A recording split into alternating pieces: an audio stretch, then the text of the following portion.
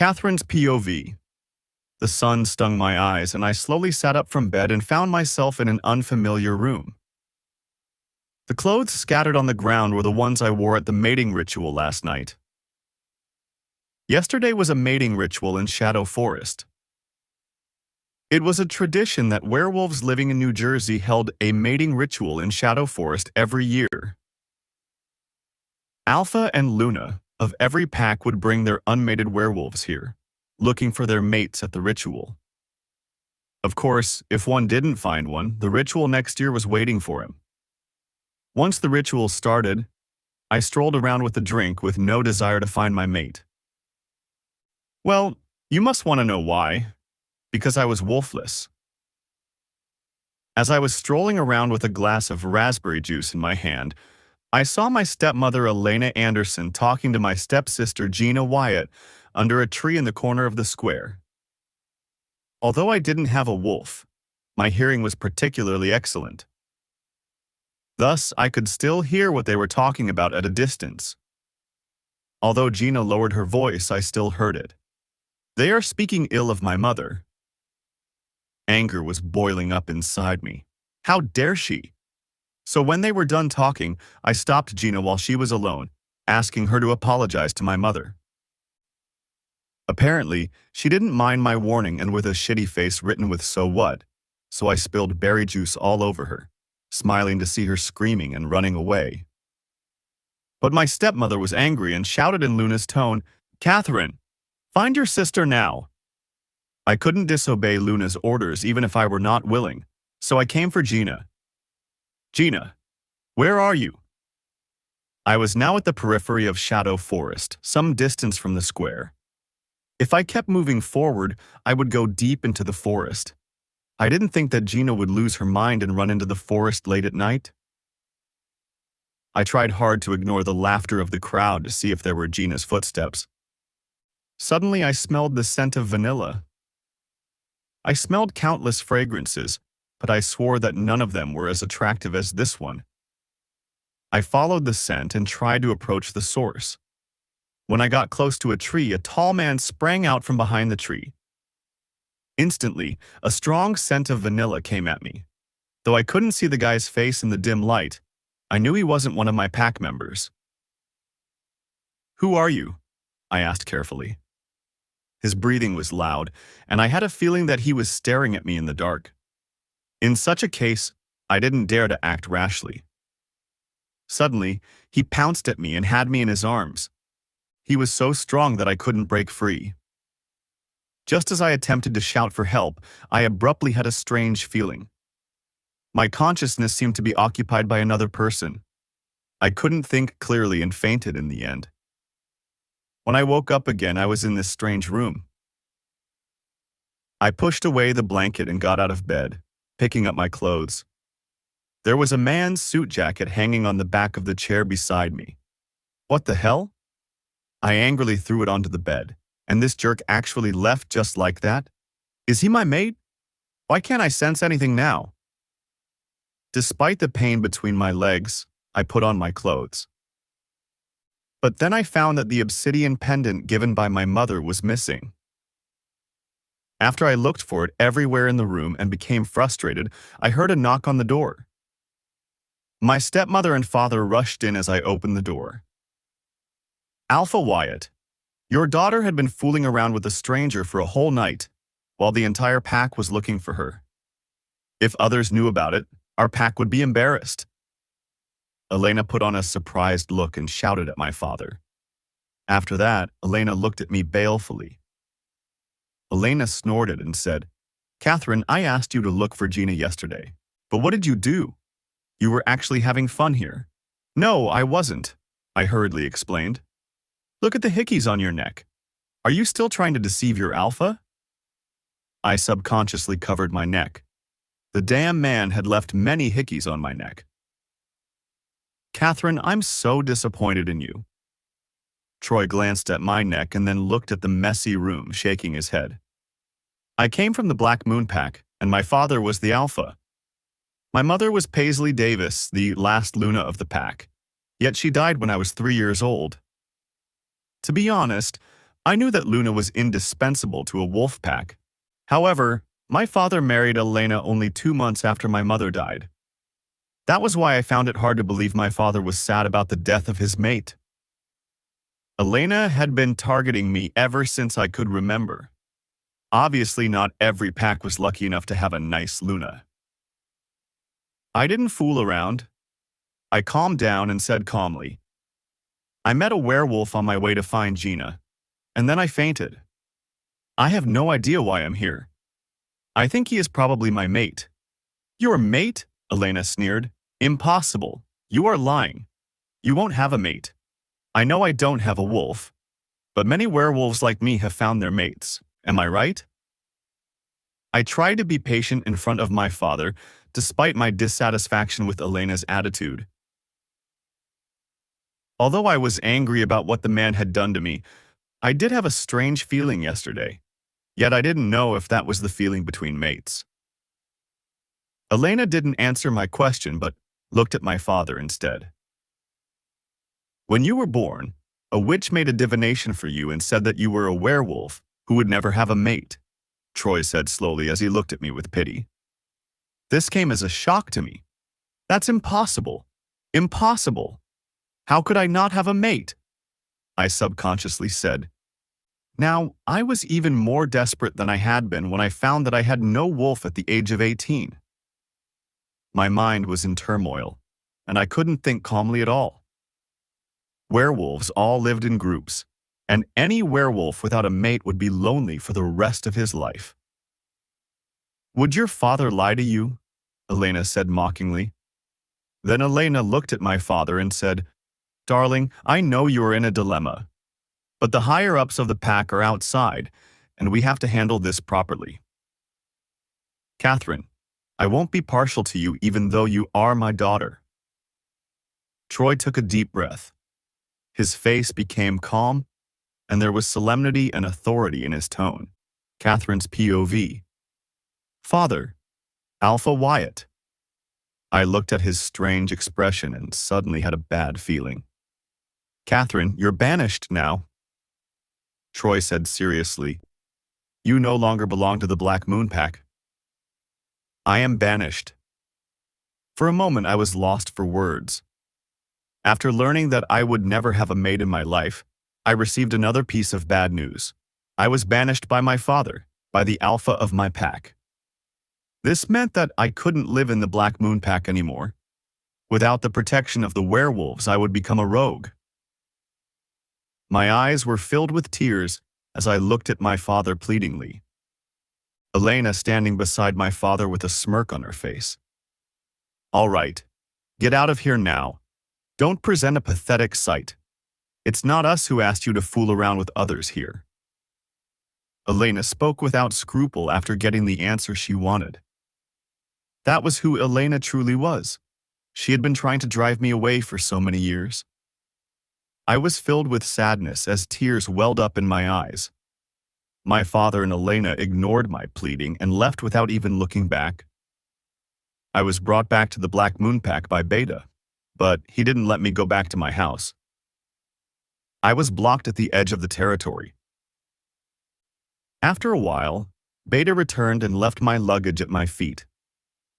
I don't think you realize your current identity. Beta disdainfully looked at me lying on the ground and said, From now on, you're not the princess but a rogue. Afterward, Eden left me there and went away with the guards. I lay on the ground covered with fallen leaves and cried for a long time with sorrow going deep into my heart. Since Elena became the new Luna, she had always abused me when my father was away, and my father never believed me. From then on, I was like a stranger at home. I tried my best to keep a low profile and live cautiously. What I wanted was just to find my mate and then leave home.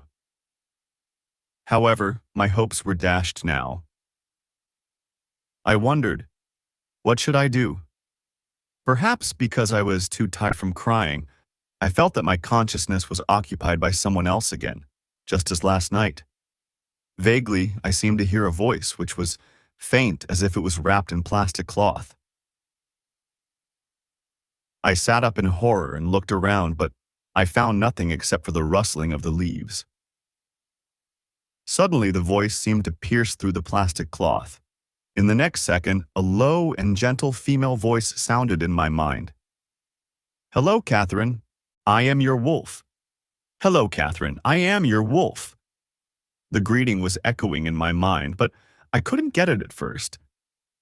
When I realized that I had heard the voice for real, I subconsciously blurted out, "What?" Before I could get an answer, a sharp pain ran through my body, and I couldn't say anything. I felt my body being pulled by power from all directions, with my bones expanding and growing rapidly. I was so scared and felt as if I was going to be torn apart.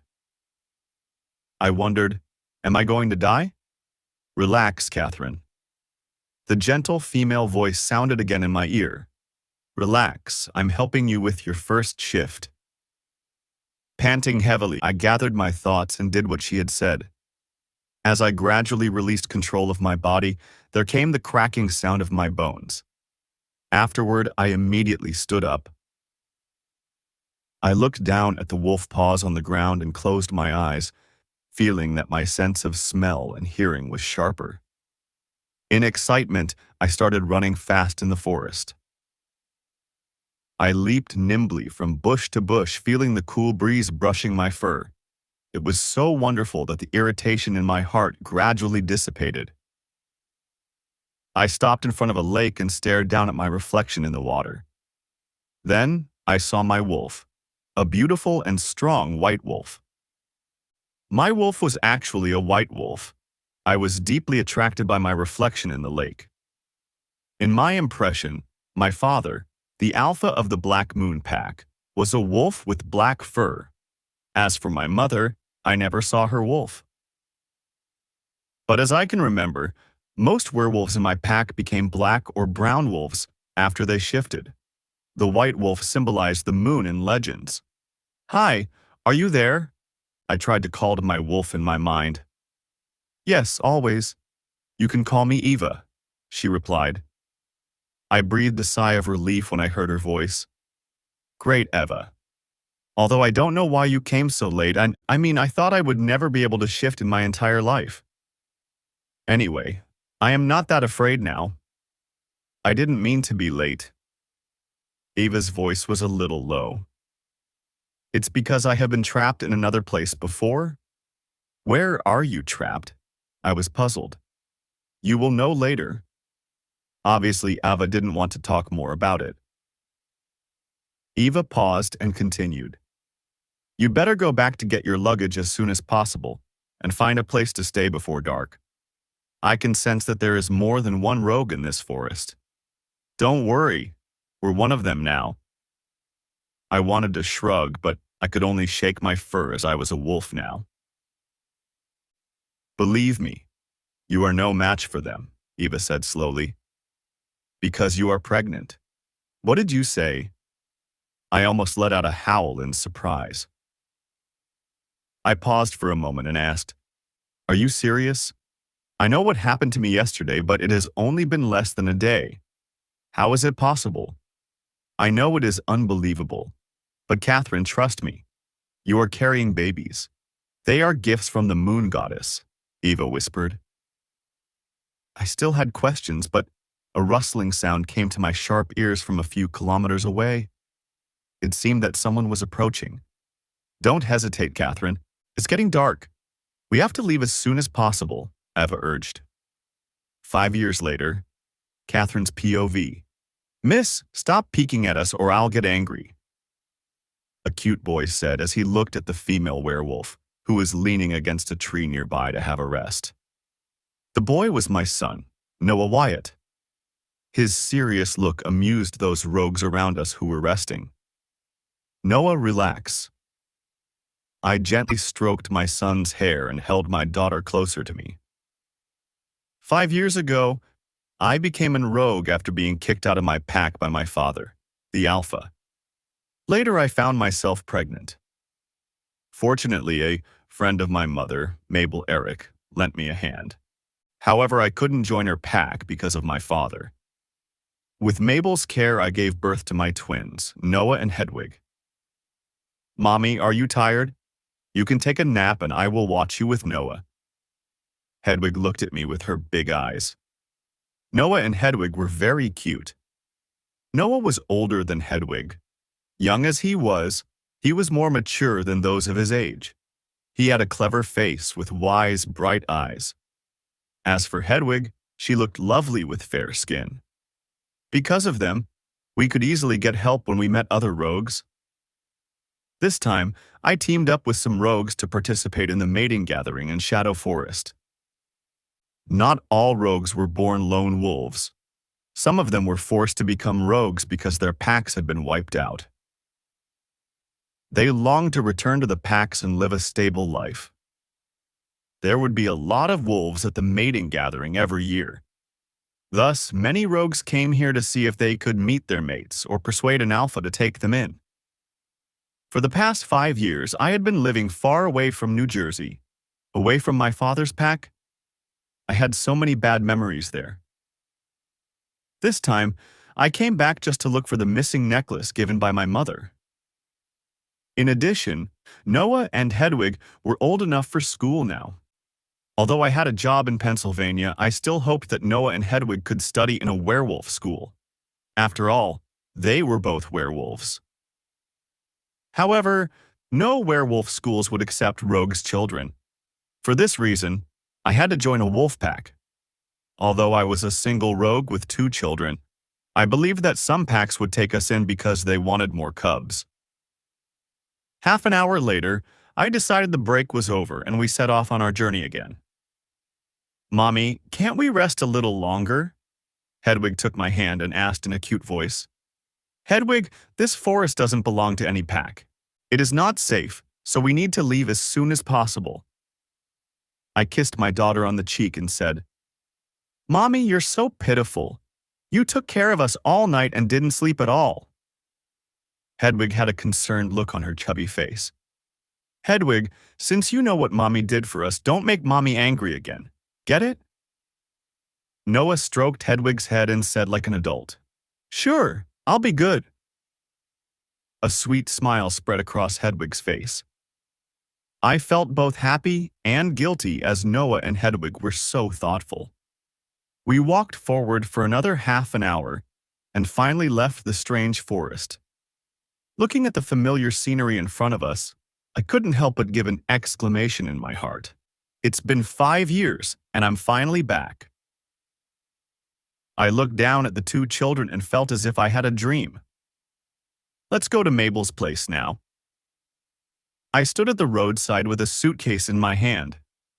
Soon I saw a car coming over. The car pulled over in front of us. A middle-aged man got out of the car and greeted me with a smile. The man said, Are you Catherine? I'm Carl. Mabel asked me to pick you up. You won't be able to pass the PAX inspection without my car. I nodded with a smile and said to Carl, Yes, I am Catherine. Thank you.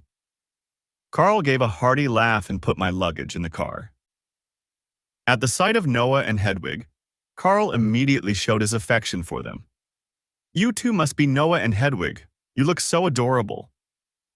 Hearing Carl's praise, I couldn't help but look at Noah and Hedwig. Indeed, Noah and Hedwig had good genes. They were like 2 peas in a pod. Noah was handsome and Hedwig was sweet. Moreover, they had one thing in common. Both their features were perfect. I couldn't help but touch my face. I always felt that the kids didn't take after me. It seemed that they inherited their genes mostly from their father. At the thought of their father, I broke out in a cold sweat. That man had become my nightmare. Mommy, what are you thinking about? The 2 children were so lively and energetic that they kept talking even in the car. Fortunately, Carl liked children. He was listening to Hedwig talk about what she had seen in Pennsylvania. I breathed a sigh of relief and looked out of the window. Suddenly, I saw a familiar face on the billboards along the road.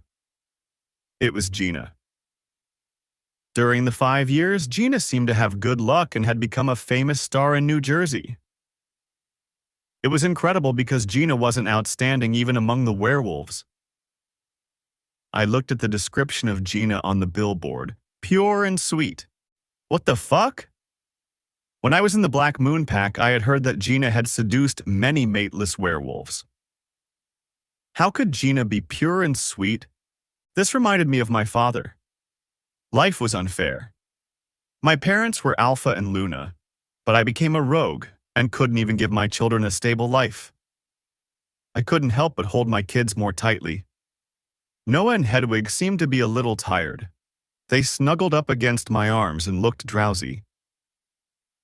In a few minutes, Hedwig drifted into sleep. I listened to her even breathing and looked at Noah. Though Noah was tired too, he prevented himself from falling asleep. He was truly a good boy. I knew he was just worried that I would be worn out. Mommy, the building is so high. Noah suddenly pointed at a tall building through the window and shouted in curiosity. I looked over and indeed saw a skyscraper. Located in Sayreville, Shadow Forest was just a town in New Jersey, although it was not far from New York. Thus, such a tall building was rare here. Oh, that's the branch of the Chavez Group in Sayreville. Tell you a secret. The Chavez Group belongs to the new Lycan King, and the headquarters is said to be in New York. Carl, who was driving, glanced out of the window and explained to us.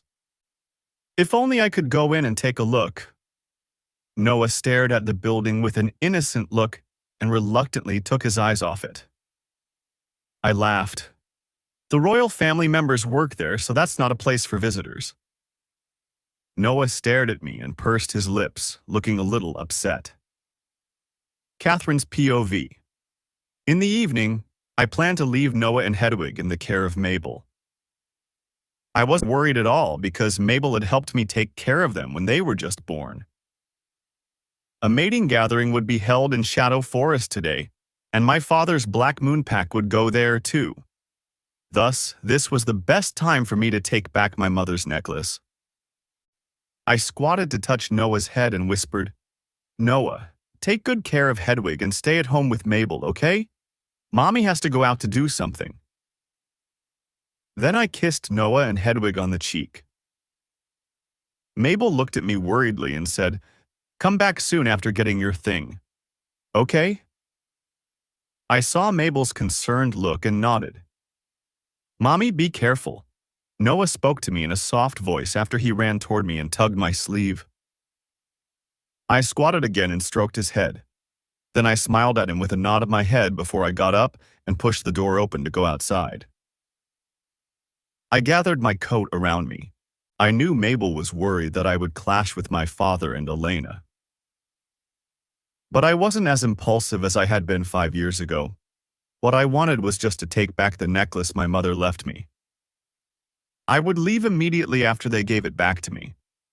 When I arrived at the square of Shadow Forest, I found it really hopping. There were many more werewolves at the mating gathering than 5 years ago. What's going on? While I was pondering, I heard the buzzing of the surrounding werewolves. Thinking of my purpose, I squeezed into the crowd and walked towards the center of the square as the other werewolves watched. I looked around the square and saw Elena and Gina right away. They seemed to be celebrities in nearby packs now. Perhaps Gina had made a lot of money after she became a star. Elena was talking to others in a luxurious dress, holding a glass of red wine. Gina was surrounded by a group of young female werewolves. Standing not far away, I saw that each of them had an obsequious look on their face.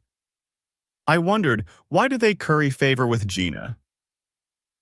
I couldn't puzzle it out. Anyway, my father's Black Moon Pack wasn't the strongest among the packs around Shadow Forest. Was it only because Gina was an actress now? It must feel good to be flattered by others. I saw Gina had a smile on her face. As Gina turned around and spotted me, she goggled at me in disbelief, and the smile froze on her lips. I guess she probably didn't want to see me in her life anymore. I quickly walked through the crowd and stood in front of Gina and all the other werewolves around her. Gina was shocked for a while and asked, "Why are you back?" I calmly said, "Where is my mother's necklace?" A guilty look flashed across Gina's face, and then she stared at me with a frown. Before Gina could speak, a female werewolf looked at me with disdain and said, "Which pack are you from? How dare you talk to the future Lycan Luna this way?" "Fanny, don't say that. I'm not Lycan Luna yet." Gina put on a triumphant smile as she proudly jutted her chin forward and looked at me with contempt. "Even though the ceremony hasn't been held yet, you have been acknowledged by the Lycan King." Fanny stood beside Gina and glared at me. This news came as a shock to me. I thought, Gina is the future Lycan Luna? How is this possible? She is not even good enough to be the Luna of an ordinary wolf pack. Is the Lycan King really right about it? If this is true, the moon goddess must have made a mistake. Gina seemed to have gained courage from those flatterers. She straightened up and said to me in a condescending tone, "Who allowed you to come back? Don't forget that you have been banished." "I came to take back my mother's necklace. I will leave after I get it," I replied coolly. "How dare a rogue be so arrogant? Gina, you need to teach her a lesson." Fanny crossed her arms and said venomously. I saw a hint of malice in Gina's eyes. Gina nodded at Fanny and said, "You are right." With that, Gina turned to stare at me when I noticed that her face grew solemn. Gina spoke in a cold and serious tone. "I order you to leave."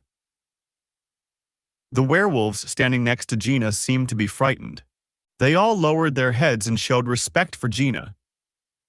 But to tell the truth, I didn't feel I was surpassed by her strength at all. Instead, I sensed that my wolf had woken up and seemed a little impatient. I looked at Gina and couldn't help but snort. "I repeat, I want my mother's necklace back." "How is this possible?"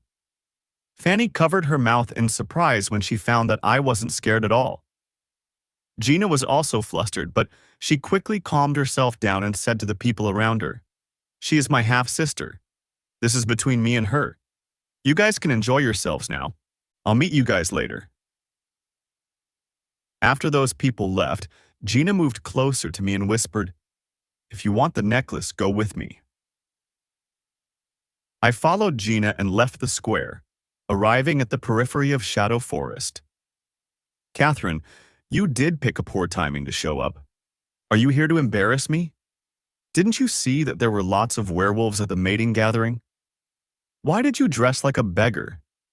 If people know that you're my sister and have been banished from the pack by Daddy, I'll feel ashamed," Gina snarled after she looked around to ensure that there was no one around.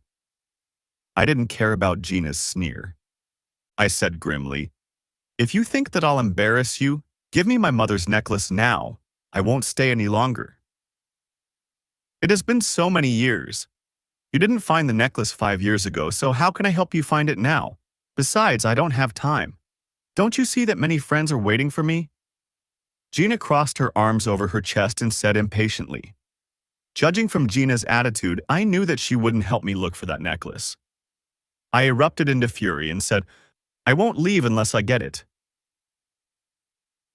When I was banished out of the pack, I had no time to pack up my things. Neither had I had the time to look for the necklace. "Are you threatening me?" "Catherine, I'm not what I used to be. Open your damn eyes and see who I am now. You're even too cheap to be my servant. How dare you shout at me? I'll have the guards throw you out like trash." Gina snorted and got her arrogance back. It had been a few years, but I never thought that Gina would become more domineering and annoying now. Catherine's POV. "I don't care who you are. I just want to take my thing back." I looked at Gina resolutely. The necklace belonged to my mother and was the only thing she had left me. To me, it was priceless.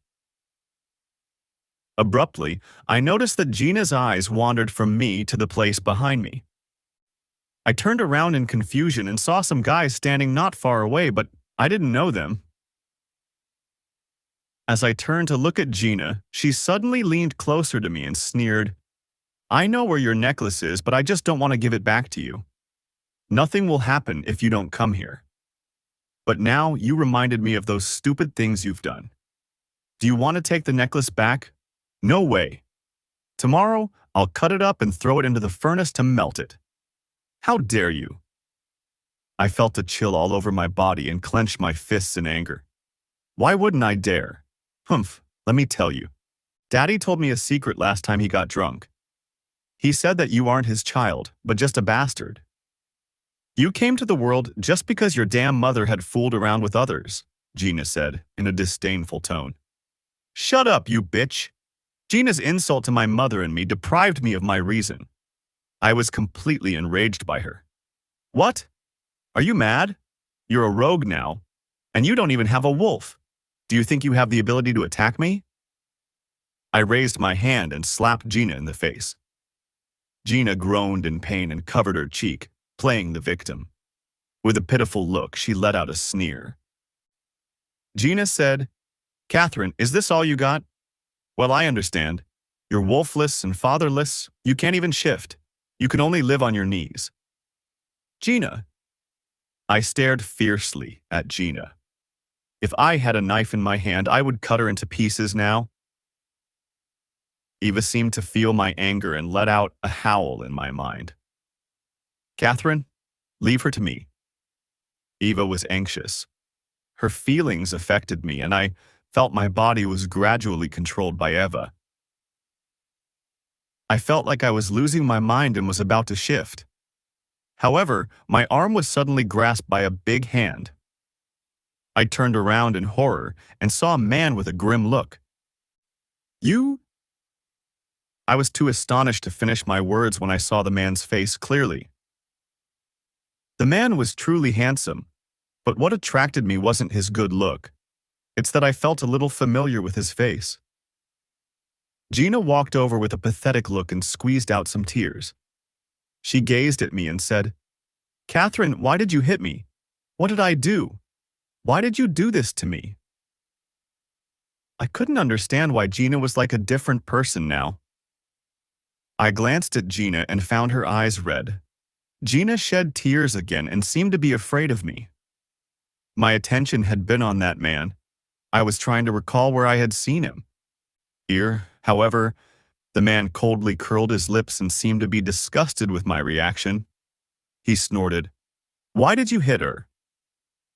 His icy and emotionless voice interrupted my train of thought, and I instantly understood that he was on Gina's side.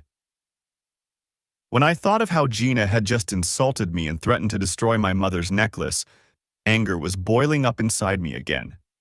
It has nothing to do with you. Let go of me. I felt uncomfortable with my arm in the man's hand. Thus I struggled to break free from his grip. On cue, Gina pretended to be kind and said in a gentle tone, Blake, she is my half-sister. She didn't hit me on purpose.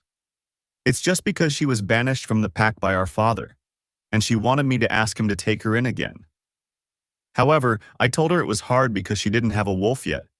Then she got angry and hit me. I was furious when Gina was making up stories. I wondered if Gina had become better at lying after she became a star. So you're a rogue without a wolf? How did you have the nerve to ask for a place in a wolf pack? The man called Blake snorted. I was even angrier at the sight of his contemptuous sneer. The man believed Gina without even asking me. Let go of me. I've said that it's none of your business. I twisted my arm. If you dare to hit her again, I'll chop off your hands, Blake stonily said to me. Hearing this, I felt I was on the verge of total derangement. Since the man wouldn't loosen his grip, I decided to teach him a lesson. I gritted my teeth and bit the back of his hand. Although I was in my human form, my strength and bite force had been greatly enhanced. Damn it! Blake glanced at the back of his hand, on which there was a deep bite mark. He immediately let go of me and roared at me, You're crazy! Stay away from me! When he lost his temper, the atmosphere was thick with tension. I noticed that Gina and the two men next to Blake all looked frightened and shrank their shoulders with their heads down. Although my arm hurt, I didn't show weakness but stared up at Blake. Then I saw a flash of surprise in his eyes. "You, leave Shadow Forest now or I have to do something." Blake pointed at me and ordered me to leave. Gina still looked sad and pitiful, but when our eyes met I saw the complacency in her eyes. I hadn't gotten my mother's necklace back yet, so I couldn't leave just like this. This was exactly what Gina wanted, but I wouldn't let things happen as she wanted. With this thought, I tried to move around Blake and Gina, rushing over to the square to find my father. However, I was stopped by the man next to Blake just after I took a step forward. The next second he pushed me out. "Let go of me. I can walk by myself. Don't touch me, you bastard." I was pissed off because Gina was difficult, and she now even had a helper. Moreover, this man was obviously a tough one. Did that mean there was no way for me to get my mother's necklace back? I was pushed out of the square by Blake's subordinate. Moreover, he pushed me hard when I was unprepared, so I fell to the ground. Those werewolves, who had been watching us, gathered together and laughed loudly at me. I left the mating gathering in such a pathetic state. Standing in the distance, I looked at the crowded square and bit my lips. I swore that I would come again. Blake's POV. This morning, I was working in the Sayreville branch of the Chavez Group. After I officially succeeded my father as the new Lichen King, I changed the name of the company to the Chavez Group. I didn't care about the opinions of those old fogies of the council. Just as I was looking at the report my beta submitted to me about the company, my office door was opened. I couldn't help but frown. As the door was opened, a woman in a strapless dress came in. She had long, wavy blonde hair. The moment she saw me, she put on a smile that she thought was charming. She held her long hair and deliberately put them to one side, revealing her fair neck. The woman was Gina, whose father was the alpha of the Black Moon Pack. I slept with her 5 years ago, but I didn't like her at all. However, in order to be the Lichen King, I promised to make her my future Lichen Luna. I looked at her in annoyance and asked, "What are you doing here?" "King Blake, there will be a mating gathering in Shadow Forest today. Will you come?" Gina had a bright smile on her face and said in a sweet voice, "I mean, can you go there with me?" "Not interested." I cast a cold glance at her and wondered when she could understand my attitude and stay away from me. "Okay, I got it. I'll leave now." I saw that Gina seemed to be devastated and left my office in depression. In the evening, I stood in front of the window after finishing my work and saw the firelight in Shadow Forest in the distance. That should be the square for mating gatherings. I loosened the tie on my neck and contacted my beta through MindLink. "Henry, get the car ready. Let's go to the mating gathering in Shadow Forest." "Okay," Henry responded. When I arrived at Shadow Forest with my men, I saw Gina and a woman standing in front of her. The woman gave me a familiar feeling. She had long brown hair and a slender waist. As I tried to look at the woman more clearly, she gave Gina a slap. What a rude woman. I walked over and slightly released my Lichen aura. Then I saw Henry and Gina lowering their heads because of my Lichen aura. But the strange woman still held her head high and looked at me provocatively, which surprised me. Who exactly is she? Why wasn't she affected by my pressure? Catherine's POV. By the time I got back to Mabel's house, both of my children had taken a shower. Noah was fiddling with a wooden toy on the sofa, and Mabel was drying Hedwig's hair with a hairdryer next to him. Although Hedwig was young, she had a cute chubby face and looked just like a doll with her soft brown hair. "Mommy, have you had dinner?" Noah put down his toy and ran over to hold my leg when he saw me. "Yes, it's time to go to bed, babe. Tomorrow morning we will go to meet the alpha of the Blackthorn Pack and see if we can join them." I couldn't help but squat and kiss Noah's face. After Hedwig's hair became dry, Mabel wore Hedwig's hair in bunches. "Catherine, go take a shower. I'll take care of the kids." Mabel had 3 children, so she was experienced in looking after children. Besides, Noah and Hedwig were good kids and never caused trouble. I nodded and looked at Mabel with gratitude. "Thank you, Mabel. I will take a shower now." When I saw my children, what had happened tonight flashed across my mind. Instantly, my spirits drooped, but I held back my tears in front of Noah and Hedwig. No matter how hard life was, I wouldn't cry in front of the children. They were very sensitive despite their young age. If I was in a bad mood, they would get infected too. "Silly girl. I even held you when you were a kid. I'm glad that I could help you." Mabel stared at me lovingly. When she saw me come back empty-handed, she probably had guessed that I had failed this time. "Mommy, we're gonna go to bed now." Noah looked at me and then at Mabel before he took Hedwig's hand. "Noah, I want to sleep in Mommy's arms." Hedwig pouted and asked in a low voice, "Mommy will come to sleep with us after she gets out of the bathroom. Let's go to bed first." Noah patted Hedwig's face and comforted her. But I can't sleep without Mommy." Tears welled up in Hedwig's amber eyes. "Hedwig, you are a coward." Noah stuck his tongue out at Hedwig. "I'm not. You're a bad brother." Hedwig pouted angrily and retorted in a cute voice, "Humph, catch me if you can." Noah made a face and ran to the bedroom, followed by Hedwig. The 2 little kids quickly ran into the bedroom. "Be careful," Mabel shouted in worry. I went to the bathroom and took a quick shower. Because I was flung to the ground by Blake's subordinate, my clothes were covered in dust. After I dried my hair, I walked to the bedroom and found the kids bouncing around on the bed. Mabel stood by the bed and fixed her eyes on them, worrying that they would fall to the floor. "Kids, stop it. Let's go to sleep. We have things to do tomorrow." Walking to the bedside, I put the pillow in place and patted it. Then I got up and said to Mabel, "Mabel, thank you for taking care of them today. Why don't you go to have a rest now? I'll put them to bed." "Okay. Come up to me after they fall asleep. I have something to say." Mabel nodded and left. I turned off the light in the room and climbed onto the bed. With the moonlight shining through the window, there was a pretty silver halo on the covers. This reminded me of the nights I had spent in the past 5 years.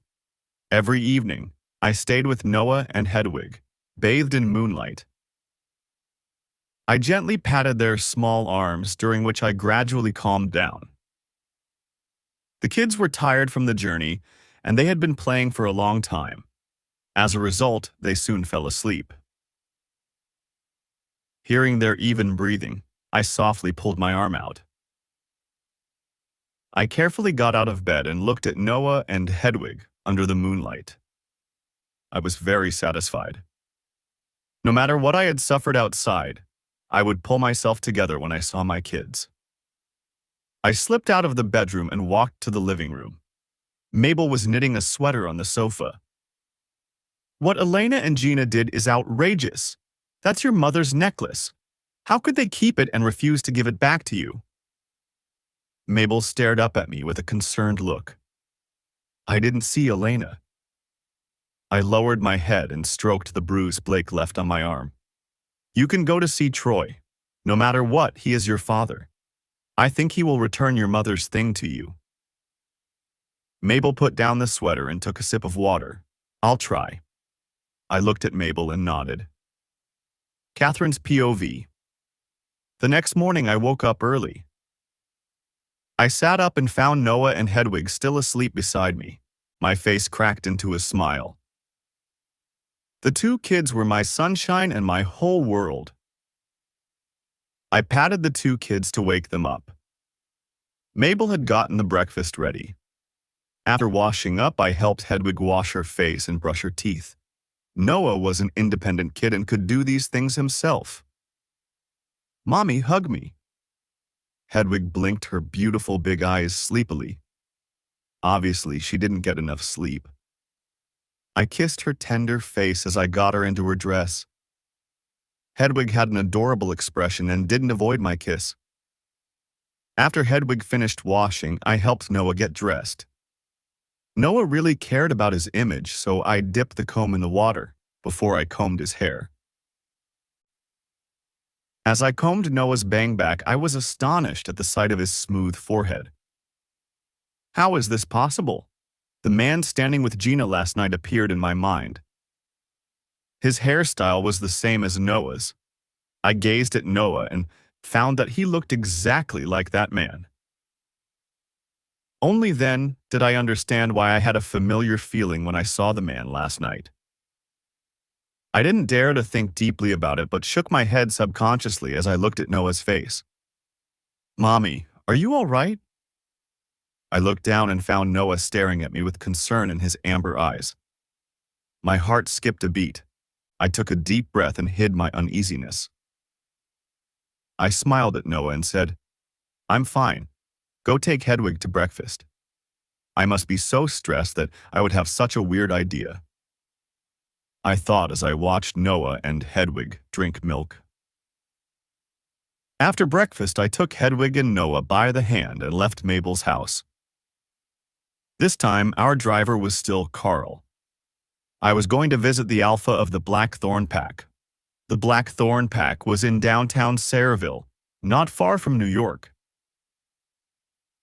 If I could be a member of it, Noah and Hedwig could get into a werewolf kindergarten in Sayreville. There was a vast land of trees and greenery in Sayreville, as well as a huge lake where Noah and Hedwig could fish. The rent of the townhouse wasn't high, so I could live a comfortable life with my 2 kids here. As I was lost in thought, we soon arrived at the destination and the car pulled up. Carl got out of the car, followed by my kids and me. Carl walked a few steps to the patroller of the Blackthorn Pack and talked with him for a while. After that, Carl turned around and waved at me. "Go, Catherine. Charlie will take you to meet his alpha," Carl said. I nodded with gratitude and followed the man in front of me. Before I came, I had written to the alpha of the Blackthorn Pack about my particulars. He wasn't in the same circle as my father, and he didn't care about my identity as a rogue. Walking across a large lawn, I saw a townhouse not far away. Charlie stopped and jutted his chin toward the townhouse. He said, "Alpha Theo is right there. You guys can go in." I took Noah and Hedwig into the building. At the entrance sat a woman in uniform.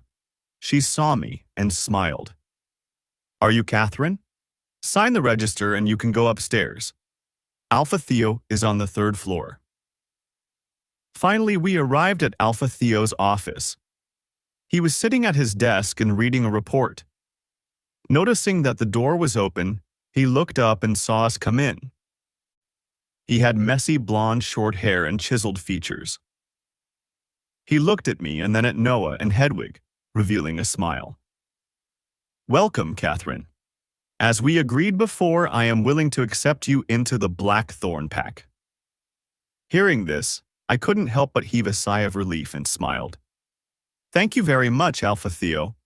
This is really good news for me. When shall I come to the initiation ceremony?" "My beta is out now. When he comes back, I will have him arrange it."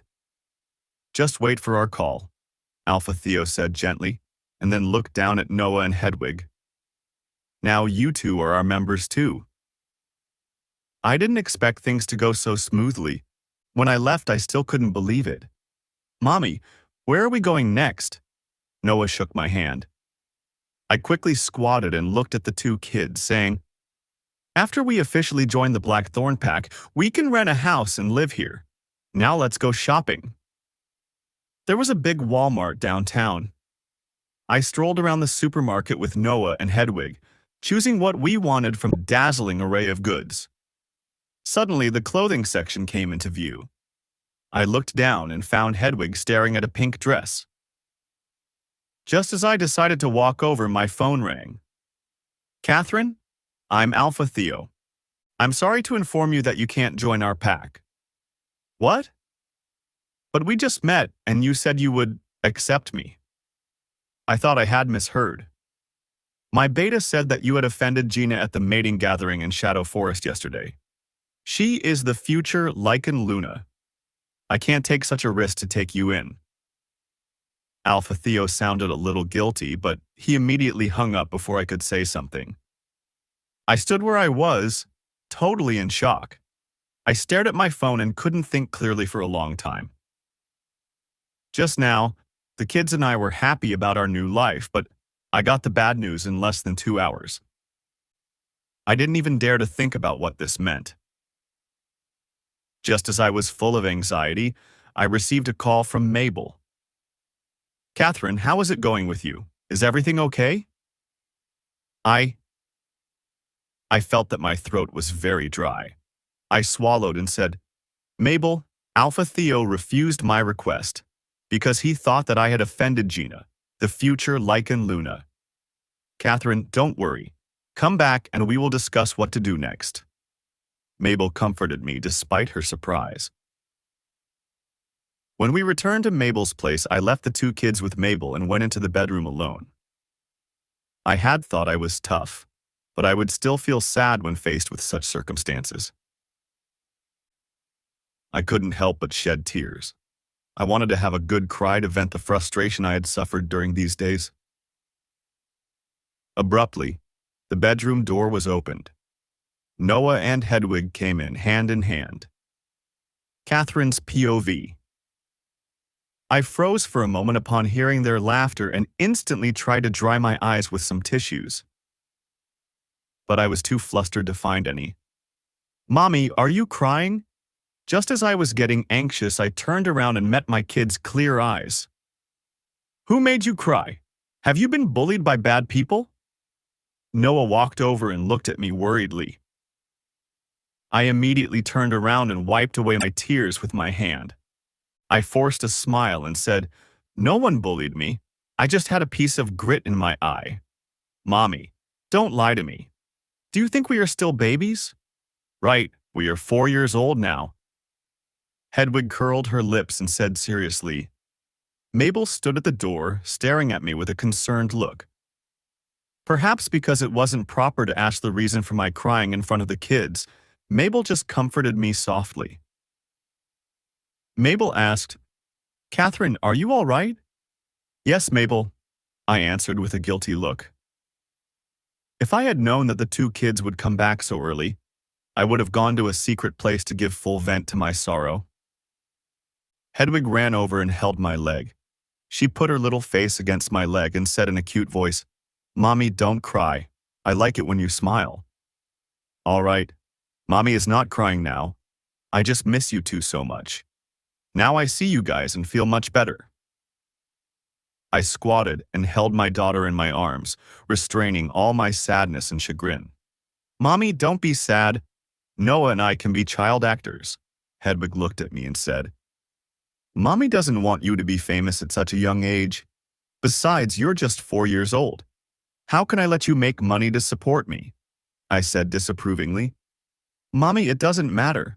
We don't need to care about what others think of us, Noah added. I shook my head and didn't know what to say. I had to admit that the 2 kids were thoughtful, though they were still young. Surely this also indicated that the 2 kids were smart. My thoughts traveled back to how to make money. Thinking that I had been rejected by the Blackthorn Pack, my spirits sank again. Well, let's go wash our hands. The dinner will be ready soon. I led the kids to the bathroom to wash their hands clean. Probably afraid that I would be sad, they behaved very well. Blake's POV. Although Sayreville wasn't as prosperous as New York, there were some good places downtown. I went to the most high-end bar in Sayreville with my beta for fun. Except for me, there were 2 other men in the huge box. One was my beta, and the other was my gamma, Gerard Smart. They were both my subordinates and my friends. Blake, do you have illegitimate children? Gerard, who was sitting opposite me, asked. I didn't know why he asked me that. Gerard, do you want to die? I cast a cold glance at Gerard and warned him to stop his nonsense. Henry chuckled. Gerard, don't go too far with your joke. King Blake is never one to be trifled with. In particular, it's about his reputation. Henry, come and take a look. I'm not joking about his reputation for no reason. As my gamma, Gerard had a dashing look with short brown hair, showing his unruliness and flamboyance. He worked at my company and was responsible for the security of the entire group. Aren't you coming? Seeing that Henry remained uninterested, Gerard moved closer to him. Stay away from me. Henry glared at him. As Gerard showed his phone to Henry, I saw Henry's face lit up with surprise. Since both of them were so shocked, I asked with a frown, Did you see a ghost? It's even worse than that. The exclamation was from Henry. Henry! I gritted my teeth. Henry snatched Gerard's phone and sat down next to me, showing me the photo on the phone. Where did you get the photo? Do they look like me? I saw that there was a boy and a girl in the photo. To be honest, I was astonished the moment I saw the two kids, but I quickly calmed down as I knew what I thought couldn't be true. Generally speaking, it was very difficult for a werewolf, especially the Lichen King, to have a kid with someone who wasn't his mate. These years I only slept with my nominal future Luna, the woman named Gina. Obviously, she never had a baby. Thus, it was naturally impossible for me to have a child. I got the photo from the alpha of the Blackthorn Pack, Theo Clayton. He said that a female rogue went to see him with her two kids today and wanted to join their pack, but he refused. He took a photo of the two kids and sent it to me, just because he felt that they looked a little like you. Gerard took back his phone and explained it to me. Blake, I think we have to look into it. Perhaps some woman slept with you when you were drunk, Henry guessed. What are you talking about? Is there any woman who dares to do that to me? I gave a derisive laugh. What Henry had said was simply a big joke. Well, how do you explain why the two kids are so similar to you? Could they be Leo's kids? Gerard said. Leo was my younger brother. Although he was also a Chavez, his life was quite different from mine. When I was running the company for the development of the royal family, Leo went to Los Angeles to be a movie star. He hadn't found his mate during these years, let alone had kids. If it weren't for him being so uninhibited, the council wouldn't have allowed me to take over the position of the Lichen King without marking a Lichen Luna. I had thought it was just a joke, but when I saw Henry and Gerard both looked serious, I felt a little angry. I punched the back of the chair and left a hole in it. I snorted and said, I've warned Leo not to fool around, but now he even has illegitimate kids. I swear that I'll teach him a lesson. It's not only about that. If the council know that Leo has children, they might cause trouble for you despite the fact that Leo is unruly. I knew what Henry was talking about. In the past 2 years, the council had been urging me to finish the ceremony and mark Gina, making her the real Lichen Luna. Then she could share the rights with me. But I didn't even want to touch her, let alone mark her. At this thought, I glared at Henry. Shut up. Then I gulped my wine and put down the glass before I put on my coat and left. Sitting in the car, I leaned back in my seat to have a rest. As this was related to the descendants of the royal family, I must carry out a thorough investigation. Blake's POV. After returning to my residence in Sireville, I lit a cigarette and stood in front of the window, enjoying the beautiful moon. I suddenly felt a little irritable and couldn't help but pinch myself between my eyebrows. I couldn't remember how many times I had helped Leo solve his problems. Now Leo was in Europe for a vacation, so I had to investigate the two kids for him again. What a nuisance. I cursed and then contacted Henry through MindLink. Henry, I sent him a voice message. After a while, I received his reply. "Good evening, King Blake," Henry responded. Then he joked, "I'm so glad that I haven't met my mate. Otherwise, I might not be able to spend a night alone with her." "Cut the crap," I snorted. "I want all the information about the two kids in the photo." "Got it. I'll call Alpha Theo," Henry replied in a serious tone. After cutting off MindLink, I put out the cigarette in my hand and went to the bathroom to take a shower. Although my residence in Sayreville was far inferior to my villa in New York, I would feel particularly peaceful every time I came here. When I came out in a white bath towel, I received a photo and a file on my phone. I took the phone and looked through the file. I saw the photo again. This time, I looked at the boy and the girl in the photo carefully. Then I saw their names. The boy was called Noah, and the girl was called Hedwig. When I saw the word mother in the file, I quickly clicked her photo. I was astounded when I saw the face of the beautiful woman in the photo. I couldn't help but mutter, "What the fuck? Why is it her?" The two kids were 4 years old. Their father was unknown, while their mother was Catherine Wyatt. Catherine was exactly the crazy woman who had bitten me in Shadow Forest. What the hell? Why can't I get rid of the woman? I felt a little annoyed. The next morning, I asked Henry to drive me to the place where Catherine and the two kids temporarily lived. They were staying at the residence of a werewolf called Mabel Eric, who was from the Aurora Pack. As our car stopped at the gate of Mabel's yard, I saw the two kids chasing a puppy through the window. Soon the little boy named Noah noticed our car. I glanced at Henry, and then he understood what I meant. Henry got out of the car and walked to the woman and the two kids. "What do you want?" The woman called Catherine was alert and hid the two kids behind her. I sat in the car and examined the woman carefully. She had a soft, womanly figure, and even the ordinary dress couldn't hide her slender legs. She looked exuberant with her long brown curly hair.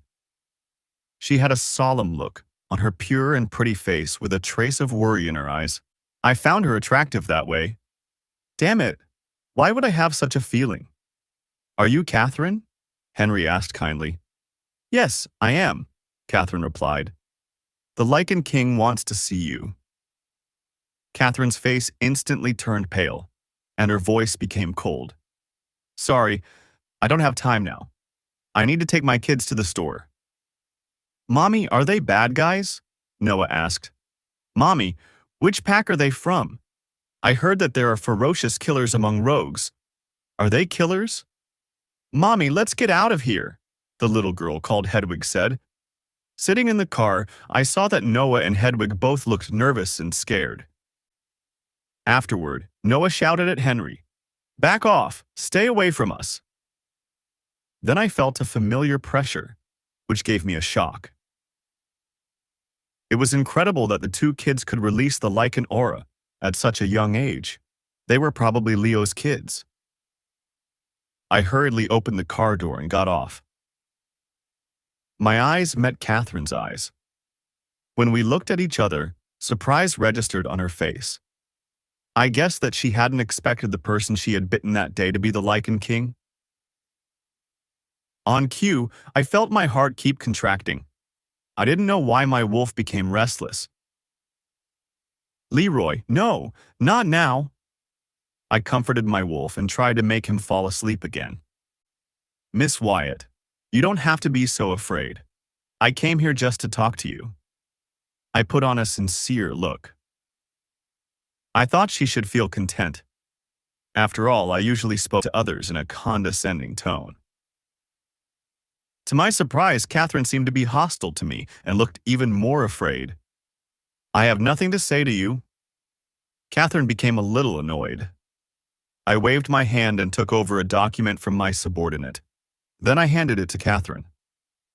I smiled and said, "I heard that you haven't joined any pack yet. This is the contract of the Chavez Group. If you sign it, you can become a member of the Chavez Pack. And your kids can get into the largest school for werewolves in Sayreville. Hearing this, Catherine goggled at me in disbelief. At this moment, the two kids behind her poked out their heads from either side, sizing me up with their big eyes. "Sir, are you the Lichen King?" Hedwig looked at me and asked curiously. To tell the truth, I would allow a rogue to join the Chavez pack just because of the two kids.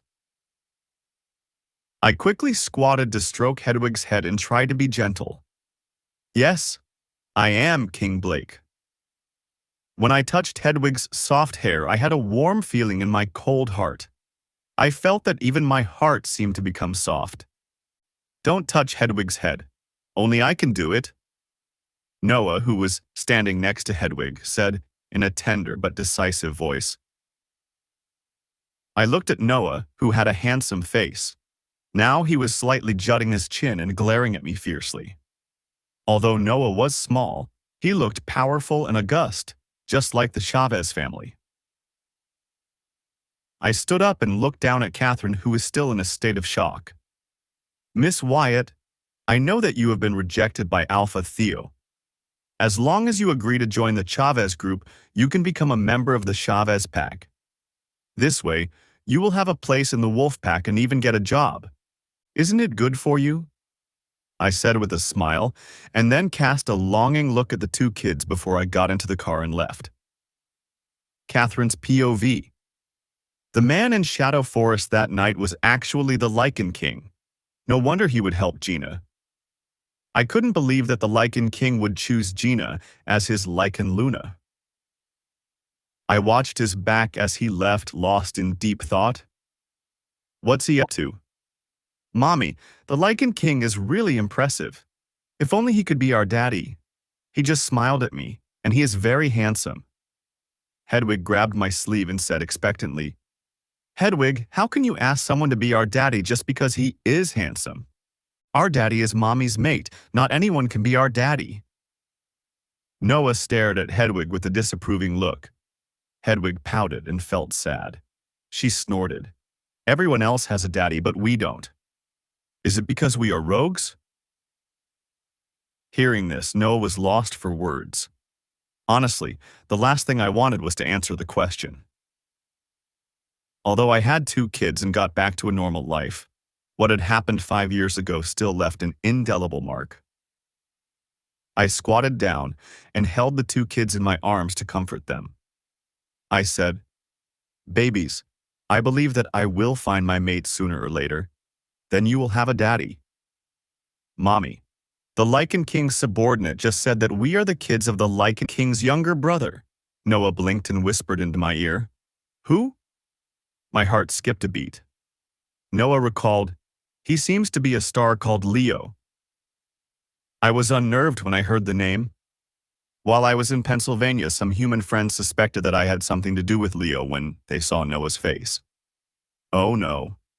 Is Leo the man who spent a night with me back then? Hedwig seemed to have a different opinion. She curled her lips and said, "The Lichen King also looks very similar to Noah. Maybe he is our daddy." What Hedwig had said brought me out in a cold sweat. A bad premonition came to my mind and I felt a dart of panic. "Well, you two are too imaginative. Let's go now. We're going to be late."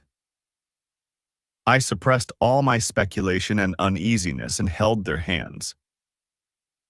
Yesterday, Mabel introduced a kindergarten for humans to me. I planned to have Noah and Hedwig get to know the place first. After all, I still needed time to find a new pack, and Mabel also had to do her things. I took the two kids to kindergarten by taxi, and they were still arguing over what had happened in the morning. "I still think that Leo is our daddy." "That's impossible. The Lichen King is more like—" "All right, stop it. Go to the classroom with the teacher. Mommy will pick you up in the afternoon," I said and left my kids with the teacher. Then I turned around and left. Walking out of the kindergarten, I wandered alone on the street. Why did the Lichen King come to see me today? What's his real purpose? I looked down at the contract in my hand, and a tide of rage surged through me. If he wanted to take my kids away, I would tear the contract to shreds and smash them in his face. I wouldn't allow anyone to take the kids away from me. No matter what purpose he had, I wanted to straighten it out. I hailed a taxi and headed for the Chavez group. A few days ago, Noah had been longing to visit the building when we passed by this place. I didn't expect myself to have the opportunity to come here today.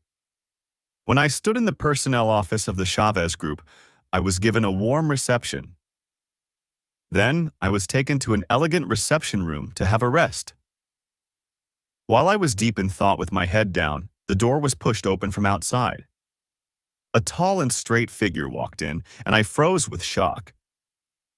As Blake moved over, his sharp eyes were fixed on me.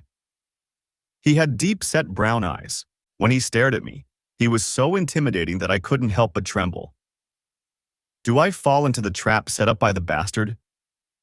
Despite my doubt, I still tried to straighten up and looked him in the eye without fear. Then I saw a trace of surprise in his icy eyes. I felt uncomfortable under Blake's gaze. Blake, like an emperor, sat opposite me with his long legs crossed. Lolling back in his seat, Blake looked distant and indifferent. As he spoke, my eyes were blazing with fury. When and where did you sleep with my brother? How many times did you sleep with him? I was aware of the irony in his tone and said coolly, "What do you mean by it? I don't know your brother at all." "You don't know him? Then why would you have 2 kids? I saw the kids this morning. They looked exactly like my brother when he was a child." Blake's voice was low and attractive. But I was in no mood to enjoy his charming voice. When he mentioned my children, I instantly stood up in anger because the kids were my soft spot. I retorted emotionally, "You think your brother is the father of my kids just because they look like your brother? You're ridiculous. In my view, my kids also look like you. Does it mean that I've slept with you? You're crazy. I will never be interested in a plain woman like you, even if you take off all your clothes in front of me." Blake seemed to get angry and said with disdain. Irritated by his contempt for me, I didn't show weakness but snort, "Well, you think too highly of yourself. Frankly, I have seen many guys more handsome than you. Actually, I have no compulsion to take off my clothes when I see you." I dared to say that Blake had never heard such a remark before. His handsome face darkened, and he looked sullen as if he was going to throw a fit. This morning, I noticed that Noah could release the lichen aura. Thus, I'm sure that the 2 kids are descendants of the Chavez family. I have given their hair to the wolf doctor, and I will know the results soon. But I have to warn you that you should never try to use your kids to become Leo's mate. No lichen will make a rogue like you his mate, said Blake stonily. When I heard that Blake had sent Noah's and Hedwig's hair for a test, my heart sank. I was instantly enraged and clenched my fists, eager to slap him. "Sir, I am their mother. How can you do such a thing without my permission? I am going to report you to the council." Catherine's POV. "Report me to the council? Who do you think the council will believe in? A rogue or the Lichen King?" Blake seemed to like to see my angry look and teased, "Or do you want to go to the court and ask humans for help? Believe me, a werewolf like you who has no fixed address and no job won't bother me in the slightest." I didn't know what Blake was thinking, but I saw a hint of desire in his eyes. I was riled up. How dare he? My mind went blank, and I even forgot that Blake was the Lichen King. I picked up a glass of ice water from the table and splashed it on him. Blake seemed to have something to say, but before he could say it, he had gotten wet from the water. The cup of ice water landed on his handsome face. Blake wrinkled his brows and became even more intimidating, his eyes drenched with water. Ice water was flowing down his hair. Damn it! Since Blake was the Lichen King, no one had ever dared to splash water on him. Blake looked furious, as if he was going to strangle me. But I didn't care because I was falling apart. The kids were the most important people to me, and I would fight with whoever tried to take them away from me. "Bastard," Do you think you can ignore the law of werewolves just because you're the Lichen King? How can you lay your hands on my kids? I pointed at Blake and cursed angrily. Blake kept a straight face and wiped the water off his face with some tissues. If they're my brother's kids, I will take them back at all costs. The royals can't stay with a rogue. Blake stood up and said grimly, "Don't even think about it. The kids are mine. No one can take them away from me." With that, I rushed out of the door. However, Blake grasped me by the wrist and flung me back just as I walked past him. I was thrown back onto the sofa. I got up in a sorry state and asked, "What are you doing?" "You're not allowed to leave until the result comes out," Blake demanded in an overbearing way. "Why? You can't hold me here against my will. It's illegal." "What? Are you going to report me to the council again?" "If the council asks about it, I will say that it's you who sneaked into the Chavez group and tried to fish for the secrets of the royal family by seducing me." Blake gave me a cold stare. I was going crazy. How could Blake be so despicable and shameless? How could he distort the truth? Seeing that I was speechless with anger, Blake put on a smile. "Catherine, you'd better sit down and wait for the result." "No, I won't accept any results. My kids only belong to me." I bit my lower lip and said firmly, "It's not up to you. If Leo is truly their father, the kids should be raised by the Chavez family. Anyway, the kids were kind of stolen by you." Blake's eyes were filled with coldness. "Stolen? I'm not that cheap." My old wound was ruthlessly reopened by Blake. I was in extreme pain. That night, I was the biggest victim. Maybe you pretended to be Leo's fan and deceived him. Leo is not only a royal but also a star in human society. If you didn't try your best to deceive him, would he sleep with a rogue like you?" Blake said in a disdainful tone. I didn't want to talk to Blake, so I just ignored him. My attitude infuriated Blake again, and he slightly narrowed his eyes. I knew he was going to release his lichen aura. But to tell the truth, it didn't work on me. We glared at each other, and there was a deadlock between us. Suddenly, Black's expression changed slightly. Judging from his look, I knew that he was talking with someone else through MindLink. He first showed a puzzled look and then frowned. I got even tenser because of his expression, as if my nerves were stretched to a breaking point. I guessed that he was asking for information about Noah and Hedwig. I didn't know if the wolf doctor had given him the answer. Abruptly, Blake stood up from the sofa and stared at me with icy eyes. "The kids are mine?" He looked at me and asked in surprise. Shaken to the core by the news, I looked at the horrible man in front of me in terror, as if I had seen a ghost. I gulped nervously as I watched Blake walk closer to me step by step. I sensed danger and wanted to escape. "You've heard what I just said, right?" There was joy and excitement in Blake's eyes, but he kept a straight face. I immediately covered my ears and shook my head. "No, I didn't hear it."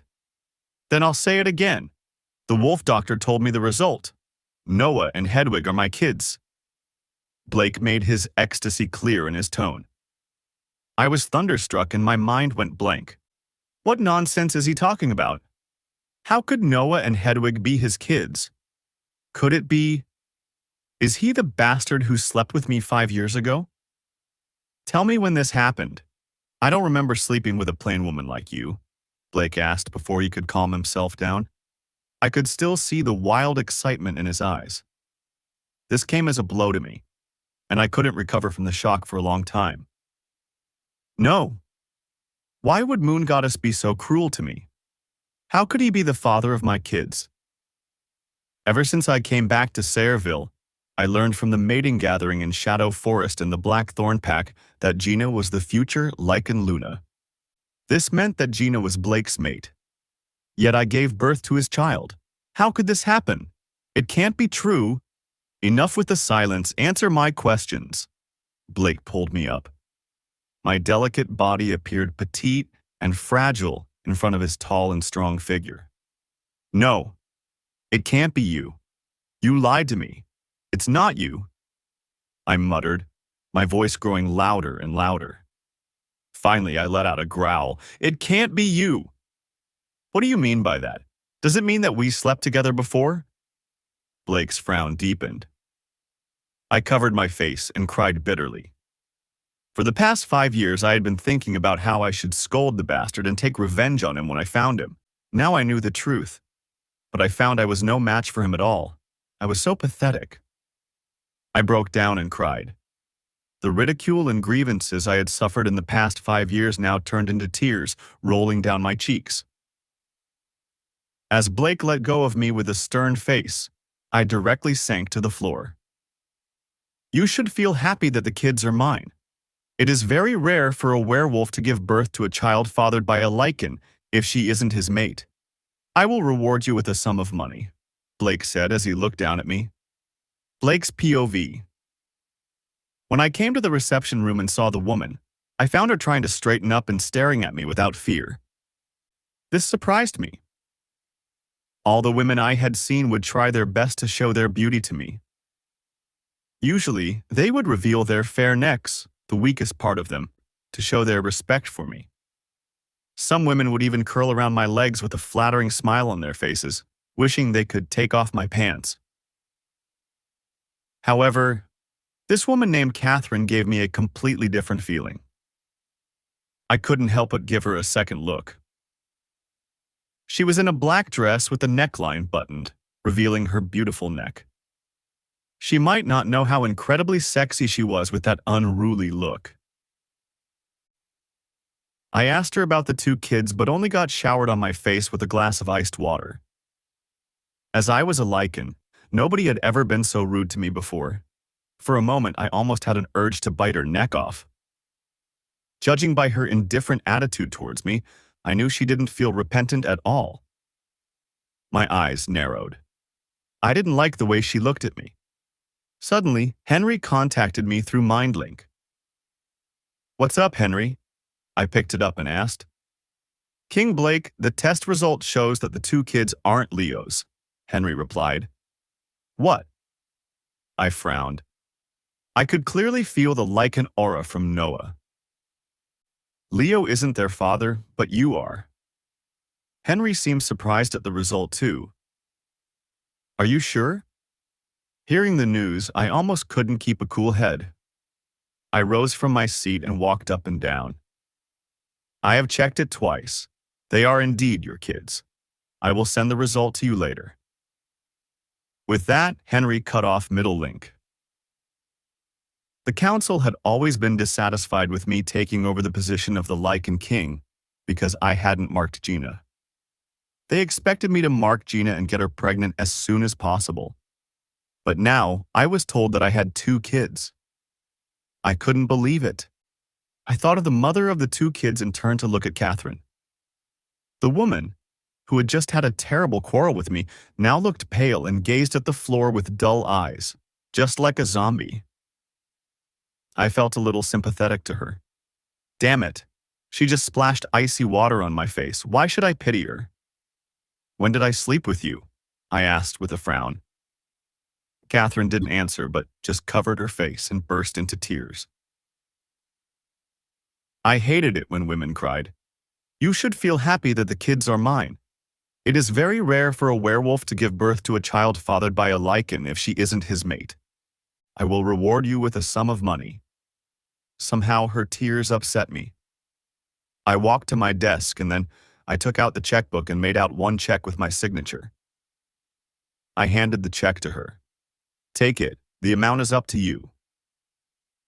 I thought she would be satisfied, but she looked up at me in a rage. She took the check and tore it into pieces before throwing them at me. She snarled, "Bastard, I won't give you my kids. Never." What the fuck? What is wrong with the woman? Why did she provoke me again and again? I could feel that anger was boiling inside me. I sneered, "Don't think that I'll show mercy to you just because you're the mother of my kids. If you irritate me, you can never see the kids again. Don't you dare do it." Catherine got up from the floor and said fiercely. She tried her best to jut her chin and shouted at me. The kids are mine. Even if you are their father, you can't take them away from me. I didn't understand why she was so confident. Surprised by her stubbornness and toughness, I couldn't help but wrinkle my brow. She is unwilling to take the check. Does she want to be my Lycan Luna? Seriously, a rogue. On cue, there was a knock on the door of the reception room. Come in, I said. Henry walked in with a document in his hand, and then he put on a strange look when he saw me. I snorted and fixed my wet hair with my hand. King Blake, this is the result from the pack doctor. Henry handed the document to me. I opened the document and had a quick flick through it. Sure enough, the 2 kids were mine. Catherine snatched the piece of paper from me. No, this is impossible. I don't buy it. You are lying to me. She stared at the result a few times and shouted. I frowned and said to Catherine, whose face was drained of all color and animation, I'm the father of the 2 kids. This is the truth. Since you gave me 2 lovely kids, I'll overlook your rudeness to me, and I'll give you a lot more. It's supposed to be a glorious thing to have a kid with the Lycan King. Why does this woman look so upset? I don't want anything, including your money. What I want are my kids. They only belong to me. You have no idea what I've gone through to bring them up. How can you take them away from me? You are a robber. Catherine covered her chest with one hand and held my desk with the other. She looked at me with indignation. You'd better accept it, Catherine. I was still immersed in joy and didn't want to argue with the woman in front of me. Thus, I tried to be gentle and said softly, You are a rogue. Do you want the kids to live an unsteady life? If they stay with me, they can enjoy the same life as the royals. Can you do it? Catherine paled at my words. Her hands clenched. She pursed her lips tightly and fell silent. I knew she understood what I meant. I continued, I hope you can think it over for the sake of Noah and Hedwig. All right, I'm going to see the kids now. To be honest, I was astonished that I could be so patient at such a time. You're not allowed to see them. Catherine nerved herself to open her arms and stood in my way. I didn't expect the thin and weak woman to be so brave. But it was a pretty dumb thing to do because I was the Lycan King. Whoever got in my way would regret it in the end. If she wasn't the mother of my children, I would definitely ask Gerard to throw her out. But now, I couldn't do that to her. After all, she was a special person to me right now. Catherine's POV. It needed all my courage to stop Blake, the Lycan King. However, my courage instantly disappeared as he fixed his sharp eyes on me. I didn't know how to stop him from going to see Noah and Hedwig. While I was figuring out a plan, Blake suddenly looked down and lowered his thin lips to my face. Is that enough? His voice was low and attractive, yet his tone was arrogant. I was shocked. Blake looked at me with a smile and teased, Still not enough? Or shall I kiss you on another place? As he spoke, his eyes wandered toward my chest. Noticing his gaze, I flushed with anger. I had thought that he would get someone to throw me out or push me away, but he actually kissed me. Bastard! How dare he kiss me without my permission? You deserve it, bastard! I slapped Blake without hesitation. His face immediately clouded over with anger, and his eyes were blazing with fury. Get out of my way! Blake seemed to have lost patience. Then he released his Lycan aura. The next moment, I felt my body surrounded by an invisible wall of force, which was exerting pressure on me. My body was out of control when Blake asked me to get out of his way. Under the terrifying pressure from the Lycan King, I was forced to lower my head with my hands by my sides and stiffly stood aside. At this moment, the lovely faces of Hedwig and Noah appeared in my mind. I told myself that I couldn't give up just like that. I shouted madly in my heart in an attempt to awaken Eva. Every time I had a crisis, Eva would always give me power. Then I sensed that the wolf in my body was about to wake up and became more and more restless. All of a sudden, I found that I had burst through Blake's lichen aura. With no pressure on my head, I immediately looked up and said to Blake, "I will never give you the kids even if I die." Blake seemed to be surprised that I could still resist in such a situation, and his brows furrowed slightly. I didn't know what he was thinking, but he didn't dwell on it. Obviously, he wanted to see the kids more. Thus, he didn't say anything but just walked toward the door. As he disappeared before my eyes, the aura on me was gone too. Then I quickly chased after him.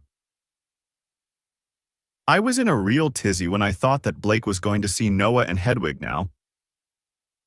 I knew what he said was the truth, but I still couldn't let him take the kids away. No, I have to follow him and see what he wants to do. Fortunately, Hedwig and Noah had been with me since they were born.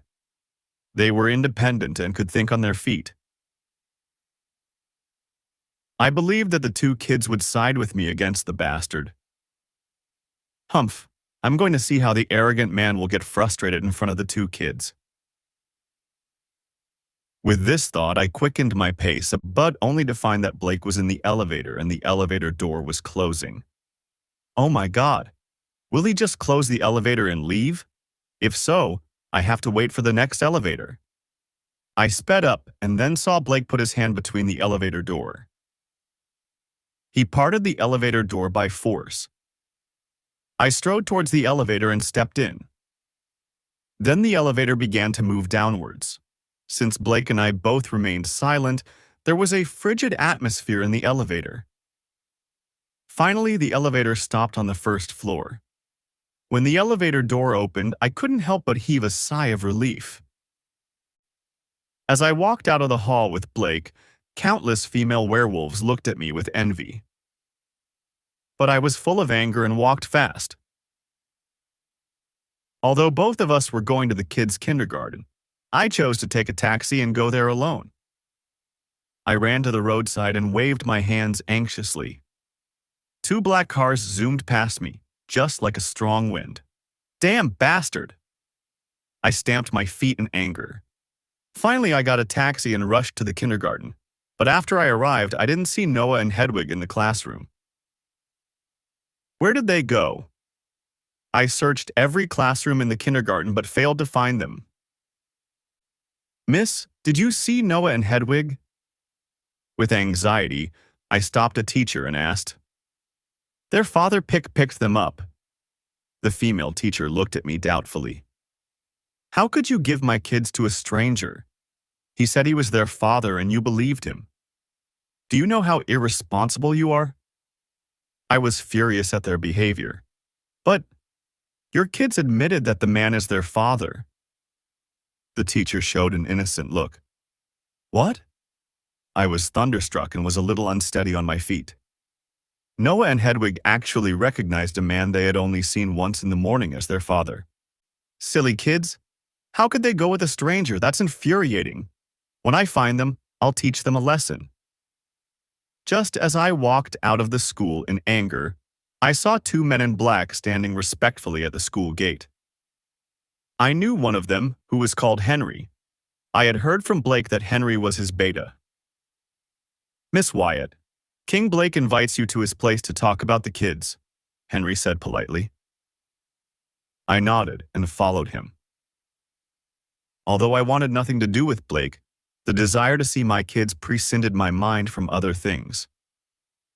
I hoped that the kids wouldn't be deceived by Blake. I followed Henry into a black car. The car moved forward, and soon we arrived at the foot of a mountain. I looked up and saw a majestic manor halfway up the mountain. At the foot of the mountain lay a quiet lake. In the manor, there was an exquisite garden extending as far as the lake. It was splendid. This place was only half an hour away from the city center of Sayreville. Sure enough, only the Lichen King could afford to build such a grand building here. While the car was driving in, my eyes couldn't help but look around the manor through the window. My heart sank as I saw the luxurious villa. I knew that the Lichen King was rich, but it was still beyond my imagination. Compared with him, I did have no edge. I couldn't even provide Noah and Hedwig with the basic needs or get them into a wolf pack. Blake's POV. I picked up Noah and Hedwig from the shabby kindergarten for humans. They were the kids of a lichen, so how could they study in such an ordinary place? Right now, they were in my villa in Sayreville, sitting on the sofa in the living room. They were blinking their big eyes and sizing me up. Noah, this man said he was our daddy. Hedwig, who looked like a lovely elf, whispered into Noah's ear. She thought I couldn't hear her. What a cute girl. Although Noah was a little boy, he wasn't weak. He remained calm with his arms crossed over his chest, while Hedwig looked a little nervous. His beautiful and sharp eyes were appraising me. He was so like the Chavezes. I was overjoyed seeing the two adorable kids, but I had to restrain my excitement in case they would be frightened by me. You said that you are our daddy. Do you have any evidence? We aren't babies and won't be fooled easily, Noah said like an adult, which surprised me. Noah, don't you think we look alike? This is proof that you are my son. I showed him a kind smile.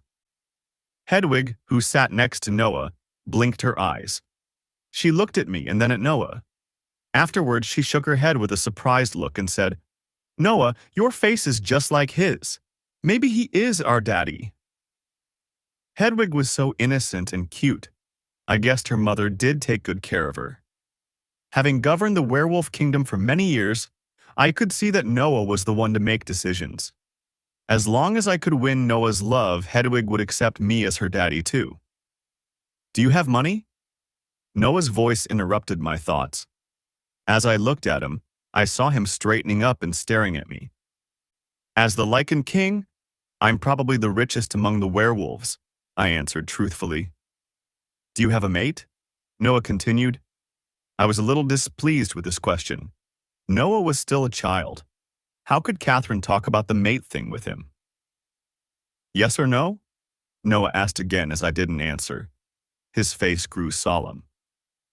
I suppressed my anger and replied in a gentle tone, No, I'm always single. You're lying, Noah shouted in a sharp voice. Your mate is called Gina. When I had just arrived at Sayreville, I heard from other werewolves that she is your lichen Luna, Noah said seriously. For a moment, I was lost for words. I didn't expect myself to be caught in a lie. No, I didn't lie. I hadn't marked Gina, so she couldn't be considered my real lichen Luna. Just as I was at a loss as to how to answer Noah's question, Hedwig also shouted in dissatisfaction. How would Daddy have a mate? Shouldn't Daddy's mate be our mommy? They are supposed to get married. Get married? I was startled by what Hedwig had said. Ask the worthless woman who fights for custody of the kids with me to become my lichen Luna? No way. But when I saw the disappointment on Hedwig's face, my heart skipped a beat. I quickly said, Noah, Hedwig, this is a misunderstanding. You should know about the Chavez Group. I established the company after I became the Lichen King. Now the subsidiary of my company covers the business in the entertainment industry, and Gina is just a model under contract to the subsidiary. This was the first time I had explained something so seriously, and I explained it to two kids. However, Noah's face registered disapproval. He snorted and said, I've heard of your relationship with her from a lot of people. All of them said that she is your lichen Luna. How do you explain that? This gave me a headache. I couldn't help but frown as I had never had such a feeling before. Noah, you see, he can't explain it. Let's go, Hedwig suddenly said. Noah curled his lips and looked at me. Even if you are the Lichen King, we won't recognize you as our daddy. You chose another werewolf to be your mate. We only want our mommy. With that, He ran to Hedwig with his short legs and said, "Hedwig, let's go." "Wait a minute," I shouted as the two kids walked towards the door. Hearing this, they stopped and turned to look at me hand in hand. "All right, I will make a statement to the royal family that I have nothing to do with Gina. I won't allow her to be my Lycan Luna. Is that okay?" I knew that the council would throw a fit if I did it, but I couldn't care about it for now. "So will you make Mommy your Lycan Luna?" A cunning look flashed in Noah's pretty eyes. Only then did I realize what Noah was up to. He was as shrewd as an adult despite his young age. His purpose was clear. He wanted to find someone for Catherine to lean on for the rest of her life. Noah had been acting just now. Actually, he was just forcing me to cut ties with Gina. What a smart boy. "Noah, Hedwig, listen to me. It's important to choose a good Lycan Luna. She needs to manage the entire royal family with me, so she should be capable and outstanding. Mommy can do it. Our mommy is beautiful, kind, and capable. She can definitely be a qualified Lycan Luna." Hedwig looked so innocent with expectation in her big eyes. When she stared at me, I couldn't bear to say no to her. Looking at Hedwig's clear eyes, my heart ached for her. She had been drifting around for the past years, yet her life wasn't supposed to be like this. I wondered, has she ever been bullied? Has she been wronged? I became even angrier at this thought. It was all Catherine's fault. "Hedwig, Daddy has said that choosing Lycan Luna is a serious thing. So Daddy will choose Mommy, right?" Well, I knew that I didn't have the heart to upset her when I met Hedwig's pure eyes. "I've seen your mommy before. She looks pretty, but whether she is kind or not." "How can you doubt that? She is our mommy. Mommy is the kindest," Hedwig said with an innocent look, and nudged Noah, who had been silent. "Noah, am I right?" Noah instantly nodded in agreement. "Yes, Hedwig is always right." Blake's POV. "Oh my God, they're driving me crazy. Why can't they see sense? They just couldn't understand what I meant." "Hedwig, stop it. No matter what we say, he won't admit that Mommy is his mate. He thinks that Mommy isn't good enough and doesn't want Mommy to be his mate," said Noah. "All right, forget it. It's enough for us to love Mommy." Hedwig lowered her head and looked depressed. I saw there was sadness in Hedwig's eyes. Damn it. How would things end up like this? "Hedwig, you have to believe in Daddy. Your mommy will definitely be my mate." To cheer my daughter up, I even lied that I would love that damned woman. "Really?" Hedwig immediately widened her eyes and smiled. I nodded and said, "Of course, I promise you." Hedwig beamed a smile and turned to look at Noah. She said happily, "Noah, we finally got Mommy a mate." Noah looked dissatisfied. "Well, I don't know that. If he is bad to Mommy, Mommy will be miserable." Hearing this, Hedwig immediately became worried with tears in her eyes. "Hedwig, I swear I won't walk all over your mommy," I promised. Noah said in disbelief, "Who knows if you will keep your promise? We won't believe you unless you sign a written agreement in the name of the Lycan King." I was totally shocked and wondered what that woman had taught the kids. Why did Noah know so many things at such a young age? It must be because the kids lived a rootless life with Catherine that Noah was so precocious. "Noah, what is an agreement?" Hedwig blinked her eyes and looked at Noah in puzzlement. Noah curled his lips and crowed, "It's beyond your understanding." "Humph, I'm ignoring you.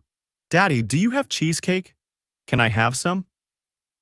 Hedwig turned to look at me. I immediately said to the butler who was watching us, "Go take Hedwig and Noah to have some cake."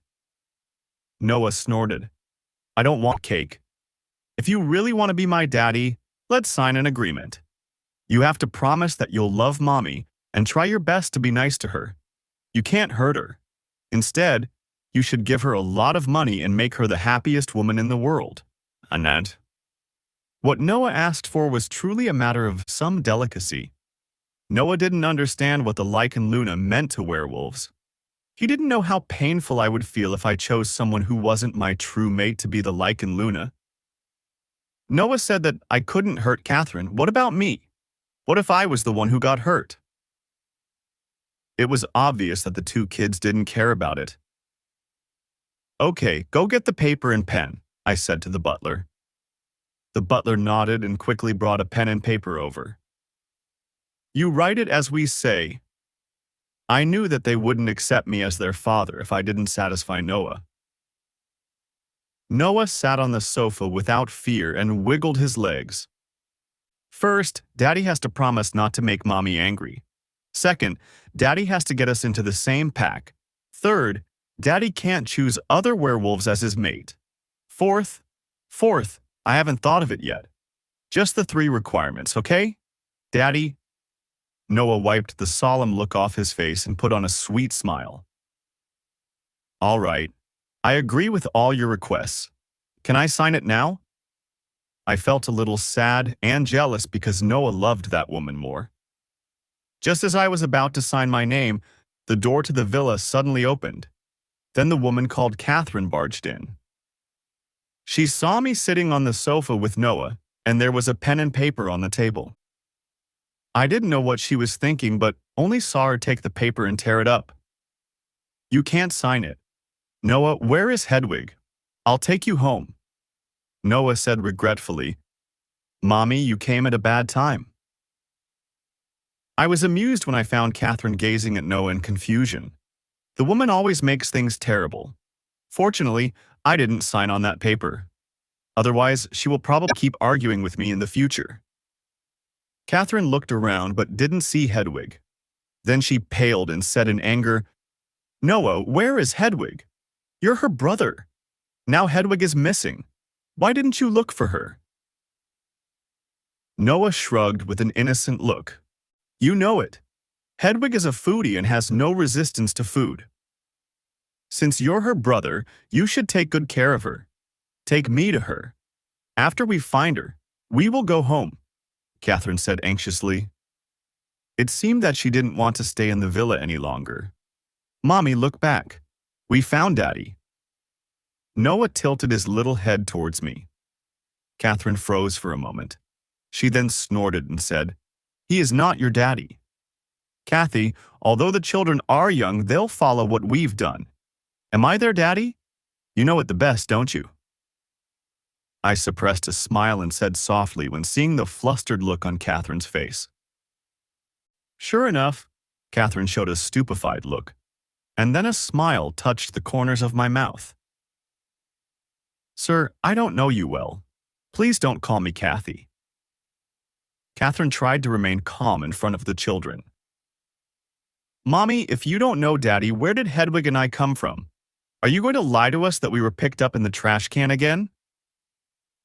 Trash can. I couldn't help but raise my eyebrows. Was this woman trying to say that I was dirty in an indirect way? Damn it, how dare she? Catherine was speechless, at a loss for what to say next. A moment later, she glared at Noah and said, Don't interrupt me while I'm speaking. I smothered my anger and still said in a gentle tone, Noah is right. If we didn't know each other, how would we have 2 lovely children? As expected, I saw disbelief in Catherine's eyes. Today, Catherine had been so rude to me in the living room. She not only splashed ice water on me, but also slapped me. I knew she was mad at me now, but she had to restrain herself in front of Noah. It was fun to watch her with that look. Catherine's POV. I was simply stunned by this thick-skinned man. He told such a bad lie just to refute me. Other than that night 5 years ago, I didn't say a single word to him at all. How could that count as know each other? Noah, I'll ask the butler to take you to my storeroom for fun? Blake lowered his head and said to Noah gently. Noah jumped down from the sofa and looked at Blake. He said with a warning tone, Daddy, you promised me and Hedwig that you won't bully Mommy. Blake wore a gentle smile on his face. Noah, Daddy will just be chatting with your mommy. I won't do anything bad to her. Noah, don't go anywhere else. You'd better come with me. Let's look for Hedwig together. I hurriedly said to Noah, not wanting to face Blake alone. Mommy, don't worry. You haven't seen Daddy for so long. You must have a lot to say to him. Then the butler held Noah's hand and took him away. Hey, you brat! I couldn't help but shout at his back as I watched Noah leave me alone. You're a mother. Is this the way you talk to your kids? When Blake saw that Noah had left, the gentle look on his face instantly faded, and his face was ice cold again. I don't need you to tell me what to do. What did you just trick my son into signing? I warn you. Don't set my child up if you are a man. I couldn't help but sneer at his disdainful gaze. Blake's face sank. He took a step forward and approached me. He was much taller than me, so I had to look up at him. But his oppressive aura forced me to take a step back. Don't you know best whether I'm a man or not? Blake leaned over slightly, his lips almost touching my ears. His breath was burning my ears like an electric current from the tip of my ears to every part of my body. My legs were slightly numb and I could barely stand. I felt my face heat up. I couldn't stand listening to his alluring voice close up, so I hurriedly turned my head. I don't remember.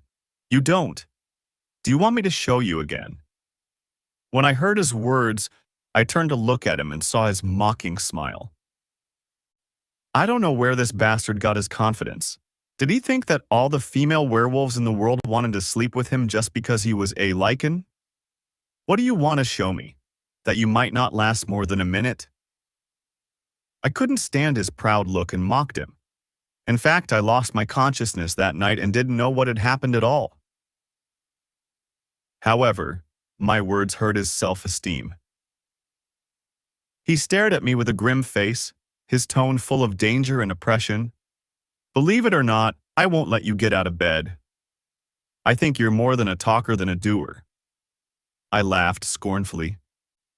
I felt the air around us was heating up because of what we were talking about. I cleared my throat and said, Give Hedwig and Noah back to me. I want to take them home.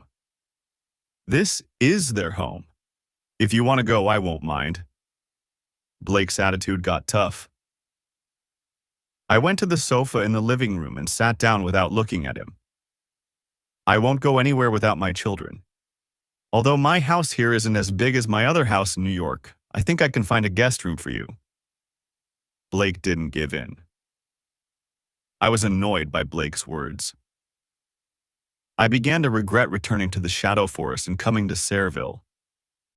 Thinking that I might lose my child, I couldn't help but feel upset. I tried my best to hold back my tears as I looked at Blake and said word by word, I want to take my children away. In that case, we have to ask the children for their opinions. They are big kids now, and we should respect their decisions, Blake said with a slight frown and a gentle tone. I brought my children up. How would they choose him? I asked immediately, Then get your men to bring them here. I believe that Noah is playing with his toys happily, and Hedwig is tasting something delicious, so I'm afraid they can't come at the moment. I felt that Blake was deliberately irritating me. I angrily bit my lower lip. Now, let's talk about when we slept together.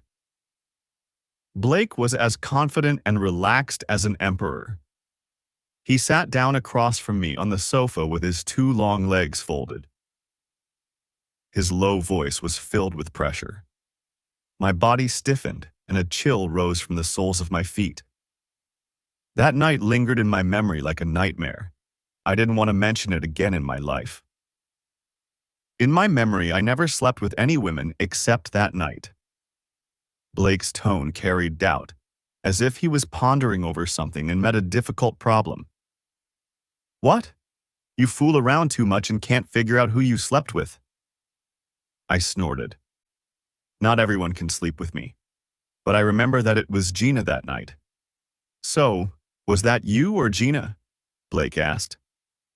The sound of Gina's name formed a block in my chest.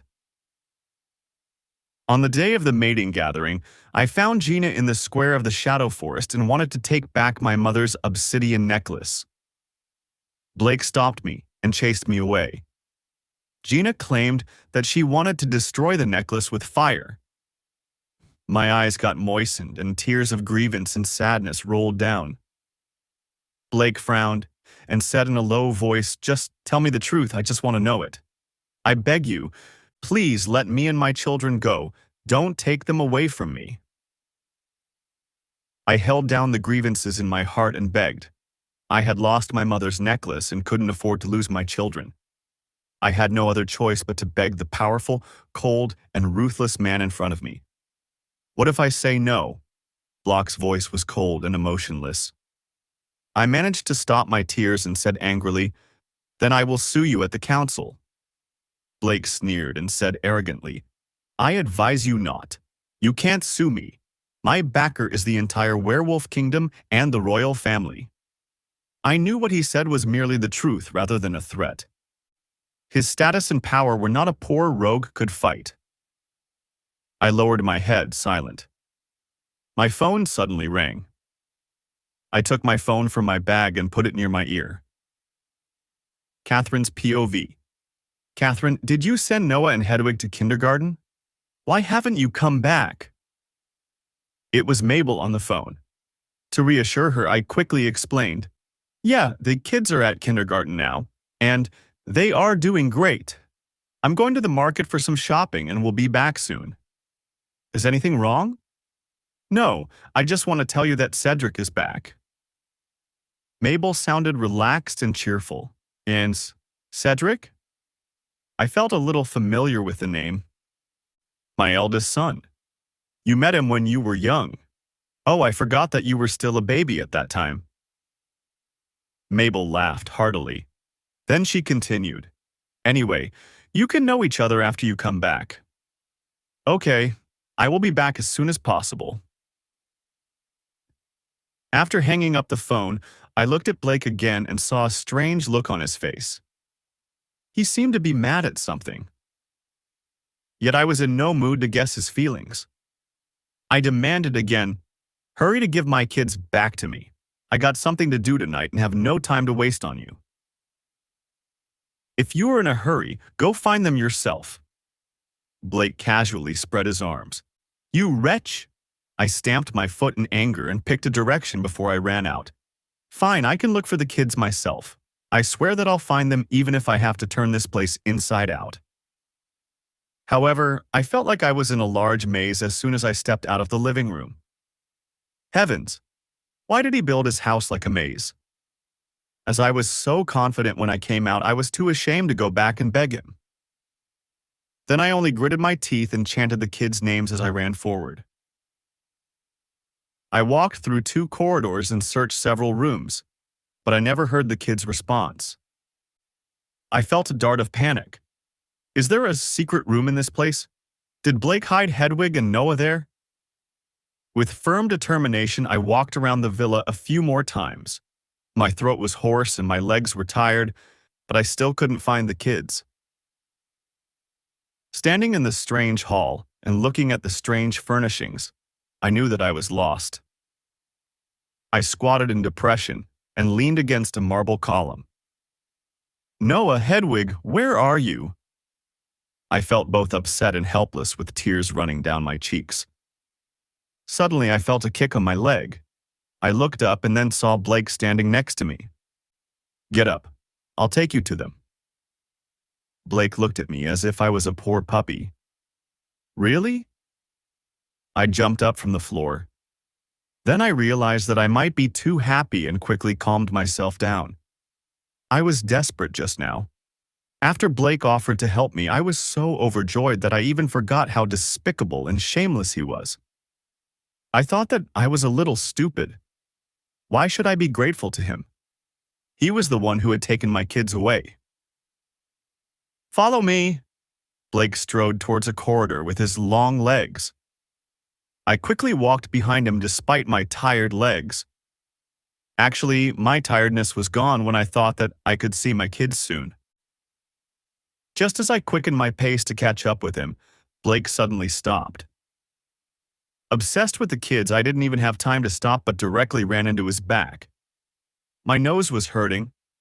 Is his body made of iron? Why is it so hard? By the way, please wash your face before going to see the kids. You look really wretched now. Blake turned around and shot a disdainful glance at me. I glared at him and said, "It was all your fault. If you had allowed me to see them, I wouldn't have been like this." "So you've always thought you're pretty?" Blake sneered. I straightened up and said in a confident voice, "Of course. When I was in Pennsylvania, a lot of men tried to hit on me. You have a bad taste, but others don't." "Well, it seems that you're flirtatious about your relationship. In such a case, I think that it's not good to leave the kids in your care. A stable home environment is necessary for werewolf cubs." Blake crossed his arms over his chest and guessed. For a moment, I didn't know what to say and had a feeling that I was falling for Blake's trick. He was just trying to take the kids away from me. Who was more flirtatious? I heard that the Lycan King didn't mark his Luna and often dated different lovers. "So shouldn't you see yourself first when you pick on me?" I retorted. "Who told you that I have a lot of lovers?" Blake raised his eyebrows with a scornful smile. I rolled my eyes at him and said, "No one told me that. After I arrived at Sayreville, the surrounding packs were all gossiping about you. Since you said it was gossip, why do you believe it?" I snorted. "Why not? If it's about you, I will believe it." Blake's face darkened. "I'll ask you again. Was it you or Gina who slept with me that night?" Blake suddenly asked. I was frightened by the fierce look on his face and said with fear, "So what if it's me? Anyway, you've announced that Gina is your future Lycan Luna. If it was you, it would mean that Gina lied to me," said Blake coldly. "But during these years, she always took for granted everything I gave her." Hearing this, I had a wicked thought. Will Blake part from Gina if I admit that I was the woman with him that night? In fact, I had doubted why Gina would be chosen as the future Lycan Luna after I returned to Sayreville. She didn't get much alpha aura from my father. Besides, my father's Black Moon pack wasn't a strong pack in Shadow Forest, let alone in New Jersey. More importantly, Gina didn't have any qualifications required for a Luna. How could a plain woman like Gina, who had no powerful backer, become a star in New Jersey? All of this must be credited to Blake. Didn't you feel the Lycan aura from Noah? Who else could it be except for me? Do you regret it now? Are you thinking about how to explain it to the royal family and the council? And so, it occurred to me that Blake had been providing help to Gina for the past 5 years, and he had also announced that Gina was the future Lycan Luna. But now, he found out he made a mistake. How should he explain it to the royal family and the council? Catherine's POV. Perhaps what I had said got on Blake's nerves, and he can't hurt her. Instead, you should give her a lot of money and make her the happiest woman in the world. Annette. What Noah asked for was truly a matter of some delicacy. Noah didn't understand what the Lycan Luna meant to werewolves. He didn't know how painful I would feel if I chose someone who wasn't my true mate to be the Lycan Luna. Noah said that I couldn't hurt Catherine. What about me? What if I was the one who got hurt? It was obvious that the two kids didn't care about it. "Okay, go get the paper and pen," I said to the butler. The butler nodded and quickly brought a pen and paper over. "You write it as we say." I knew that they wouldn't accept me as their father if I didn't satisfy Noah. Noah sat on the sofa without fear and wiggled his legs. First, Daddy has to promise not to make Mommy angry. Second, Daddy has to get us into the same pack. Third, Daddy can't choose other werewolves as his mate. Fourth, I haven't thought of it yet. Just the 3 requirements, okay? Daddy? Noah wiped the solemn look off his face and put on a sweet smile. All right. I agree with all your requests. Can I sign it now? I felt a little sad and jealous because Noah loved that woman more. Just as I was about to sign my name, the door to the villa suddenly opened. Then the woman called Catherine barged in. She saw me sitting on the sofa with Noah, and there was a pen and paper on the table. I didn't know what she was thinking, but only saw her take the paper and tear it up. You can't sign it. Noah, where is Hedwig? I'll take you home. Noah said regretfully, Mommy, you came at a bad time. I was amused when I found Catherine gazing at Noah in confusion. The woman always makes things terrible. Fortunately, I didn't sign on that paper. Otherwise, she will probably keep arguing with me in the future. Catherine looked around but didn't see Hedwig. Then she paled and said in anger, Noah, where is Hedwig? You're her brother. Now Hedwig is missing. Why didn't you look for her? Noah shrugged with an innocent look. You know it. Hedwig is a foodie and has no resistance to food. Since you're her brother, you should take good care of her. Take me to her. After we find her, we will go home, Catherine said anxiously. It seemed that she didn't want to stay in the villa any longer. Mommy, look back. We found Daddy.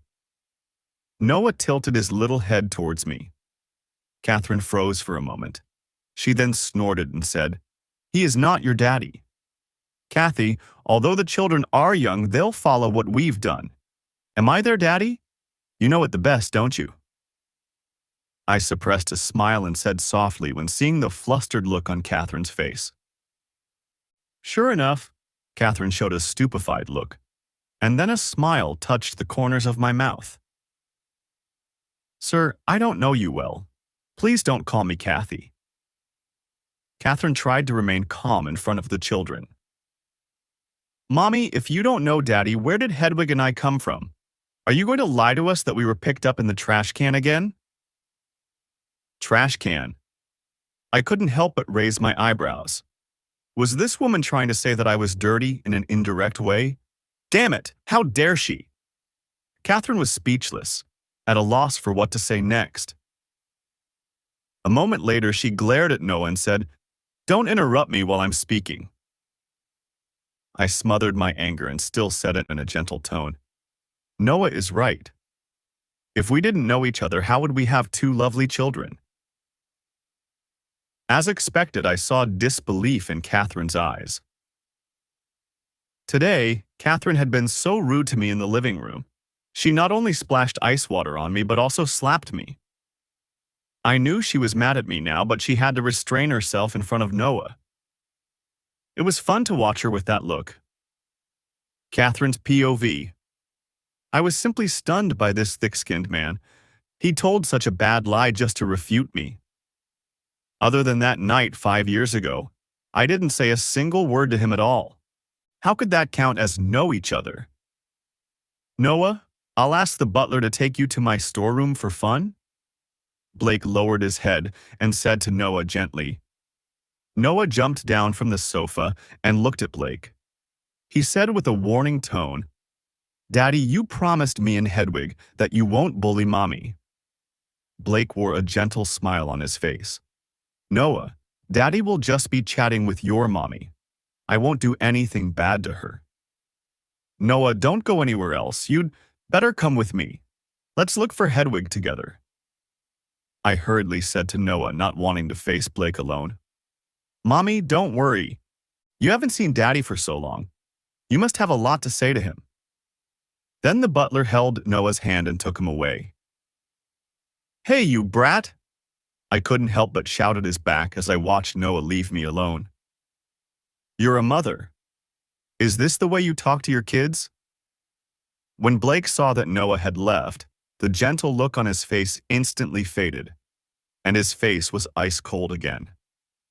I don't need you to tell me what to do. What did you just trick my son into signing? I warn you. Don't set my child up if you are a man. I couldn't help but sneer at his disdainful gaze. Blake's face sank.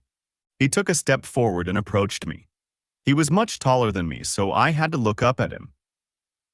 but his oppressive aura forced me to take a step back. "Don't you know best whether I'm a man or not?" Blake leaned over slightly, his lips almost touching my ears.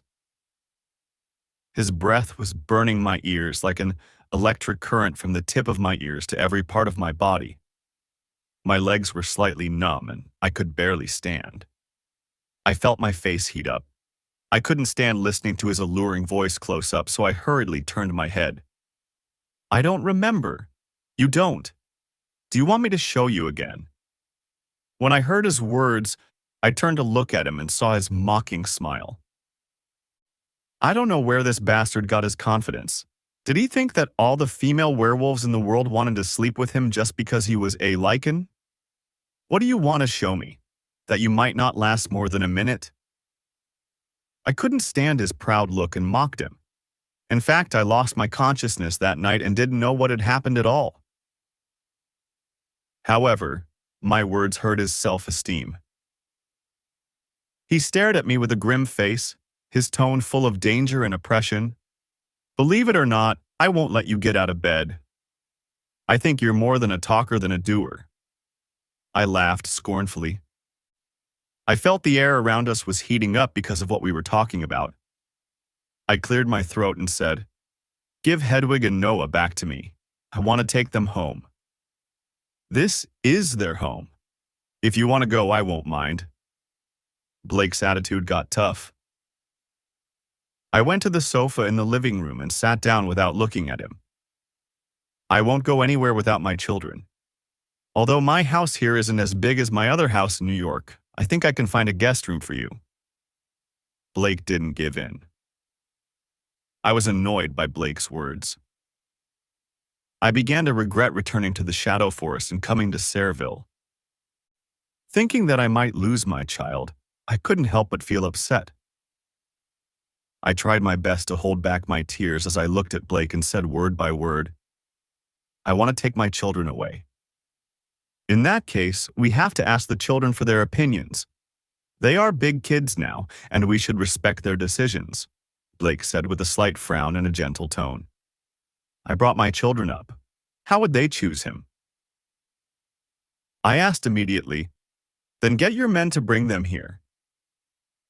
I believe that Noah is playing with his toys happily, and Hedwig is tasting something delicious, so I'm afraid they can't come at the moment. I felt that Blake was deliberately irritating me. I angrily bit my lower lip. "Now, let's talk about when we slept together." Blake was as confident and relaxed as an emperor. He sat down across from me on the sofa with his two long legs folded. His low voice was filled with pressure. My body stiffened, and a chill rose from the soles of my feet. That night lingered in my memory like a nightmare. I didn't want to mention it again in my life. In my memory, I never slept with any women except that night. Blake's tone carried doubt, as if he was pondering over something and met a difficult problem. "What? You fool around too much and can't figure out who you slept with?" I snorted. Not everyone can sleep with me, but I remember that it was Gina that night. "So, was that you or Gina?" Blake asked. The sound of Gina's name formed a block in my chest. On the day of the mating gathering, I found Gina in the square of the Shadow Forest and wanted to take back my mother's obsidian necklace. Blake stopped me and chased me away. Gina claimed that she wanted to destroy the necklace with fire. My eyes got moistened and tears of grievance and sadness rolled down. Blake frowned and said in a low voice, "Just tell me the truth, I just want to know it. I beg you, please let me and my children go. Don't take them away from me." I held down the grievances in my heart and begged. I had lost my mother's necklace and couldn't afford to lose my children. I had no other choice but to beg the powerful, cold, and ruthless man in front of me. "What if I say no?" Block's voice was cold and emotionless. I managed to stop my tears and said angrily, "Then I will sue you at the council." Blake sneered and said arrogantly, "I advise you not. You can't sue me. My backer is the entire werewolf kingdom and the royal family. I knew what he said was merely the truth rather than a threat. His status and power were not a poor rogue could fight. I lowered my head, silent. My phone suddenly rang. I took my phone from my bag and put it near my ear. Catherine's POV. Catherine, did you send Noah and Hedwig to kindergarten? Why haven't you come back? It was Mabel on the phone. To reassure her, I quickly explained. Yeah, the kids are at kindergarten now, and they are doing great. I'm going to the market for some shopping and will be back soon. Is anything wrong? No, I just want to tell you that Cedric is back. Mabel sounded relaxed and cheerful. And Cedric? I felt a little familiar with the name. My eldest son. You met him when you were young. Oh, I forgot that you were still a baby at that time. Mabel laughed heartily. Then she continued. Anyway, you can know each other after you come back. Okay, I will be back as soon as possible. After hanging up the phone, I looked at Blake again and saw a strange look on his face. He seemed to be mad at something. Yet I was in no mood to guess his feelings. I demanded again, hurry to give my kids back to me. I got something to do tonight and have no time to waste on you. If you are in a hurry, go find them yourself. Blake casually spread his arms. You wretch! I stamped my foot in anger and picked a direction before I ran out. Fine, I can look for the kids myself. I swear that I'll find them even if I have to turn this place inside out. However, I felt like I was in a large maze as soon as I stepped out of the living room. Heavens! Why did he build his house like a maze? As I was so confident when I came out, I was too ashamed to go back and beg him. Then I only gritted my teeth and chanted the kids' names as I ran forward. I walked through 2 corridors and searched several rooms, but I never heard the kids' response. I felt a dart of panic. Is there a secret room in this place? Did Blake hide Hedwig and Noah there? With firm determination, I walked around the villa a few more times. My throat was hoarse and my legs were tired, but I still couldn't find the kids. Standing in the strange hall and looking at the strange furnishings, I knew that I was lost. I squatted in depression and leaned against a marble column. Noah, Hedwig, where are you? I felt both upset and helpless with tears running down my cheeks. Suddenly, I felt a kick on my leg. I looked up and then saw Blake standing next to me. Get up. I'll take you to them. Blake looked at me as if I was a poor puppy. Really? I jumped up from the floor. Then I realized that I might be too happy and quickly calmed myself down. I was desperate just now. After Blake offered to help me, I was so overjoyed that I even forgot how despicable and shameless he was. I thought that I was a little stupid. Why should I be grateful to him? He was the one who had taken my kids away. Follow me. Blake strode towards a corridor with his long legs. I quickly walked behind him despite my tired legs. Actually, my tiredness was gone when I thought that I could see my kids soon. Just as I quickened my pace to catch up with him, Blake suddenly stopped. Obsessed with the kids, I didn't even have time to stop but directly ran into his back. My nose was hurting. Is his body made of iron? Why is it so hard? By the way, please wash your face before going to see the kids. You look really wretched now. Blake turned around and shot a disdainful glance at me. I glared at him and said, "It was all your fault. If you had allowed me to see them, I wouldn't have been like this." So you've always thought you're pretty? Blake sneered. I straightened up and said in a confident voice, "Of course. When I was in Pennsylvania, a lot of men tried to hit on me. You have a bad taste, but others don't." Well, it seems that you're flirtatious about your relationship. In such a case, I think that it's not good to leave the kids in your care. A stable home environment is necessary for werewolf cubs. Blake crossed his arms over his chest and guessed, For a moment, I didn't know what to say and had a feeling that I was falling for Blake's trick. He was just trying to take the kids away from me. Who was more flirtatious? I heard that the Lycan King didn't mark his Luna and often dated different lovers. So shouldn't you see yourself first when you pick on me? I retorted. Who told you that I have a lot of lovers? Blake raised his eyebrows with a scornful smile. I rolled my eyes at him and said, No one told me that. After I arrived at Sayreville, the surrounding packs were all gossiping about you. Since you said it was gossip, why do you believe it? I snorted. Why not? If it's about you, I will believe it. Blake's face darkened. I'll ask you again. Was it you or Gina who slept with me that night? Blake suddenly asked. I was frightened by the fierce look on his face and said with fear, So what if it's me? Anyway, you've announced that Gina is your future Lycan Luna. If it was you, it would mean that Gina lied to me, said Blake coldly. But during these years, she always took for granted everything I gave her. Hearing this, I had a wicked thought. Will Blake part from Gina if I admit that I was the woman with him that night? In fact, I had doubted why Gina would be chosen as the future Lycan Luna after I returned to Sayreville. She didn't get much alpha aura from my father. Besides, my father's Black Moon pack wasn't a strong pack in Shadow Forest, let alone in New Jersey. More importantly, Gina didn't have any qualifications required for a Luna. How could a plain woman like Gina, who had no powerful backer, become a star in New Jersey? All of this must be credited to Blake. Didn't you feel the Lycan aura from Noah? Who else could it be except for me? Do you regret it now? Are you thinking about how to explain it to the royal family and the council? And so, it occurred to me that Blake had been providing help to Gina for the past 5 years, and he had also announced that Gina was the future Lycan Luna. But now, he found out he made a mistake. How should he explain it to the royal family and the council?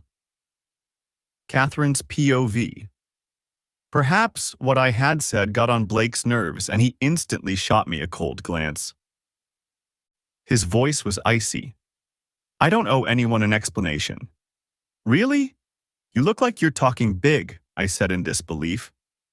Listen, Catherine, if you still want to see the kids, you'd better be reserved, Blake warned. I sneered in my heart. The kids were the only thing that he could use to threaten me. The children are mine. They only belong to me. Don't you dare take them away from me. I didn't know how many times I had said this to Blake today, but even so, I still felt that this bastard didn't take it seriously. Blake snorted in disdain and turned around to walk forward with his long legs.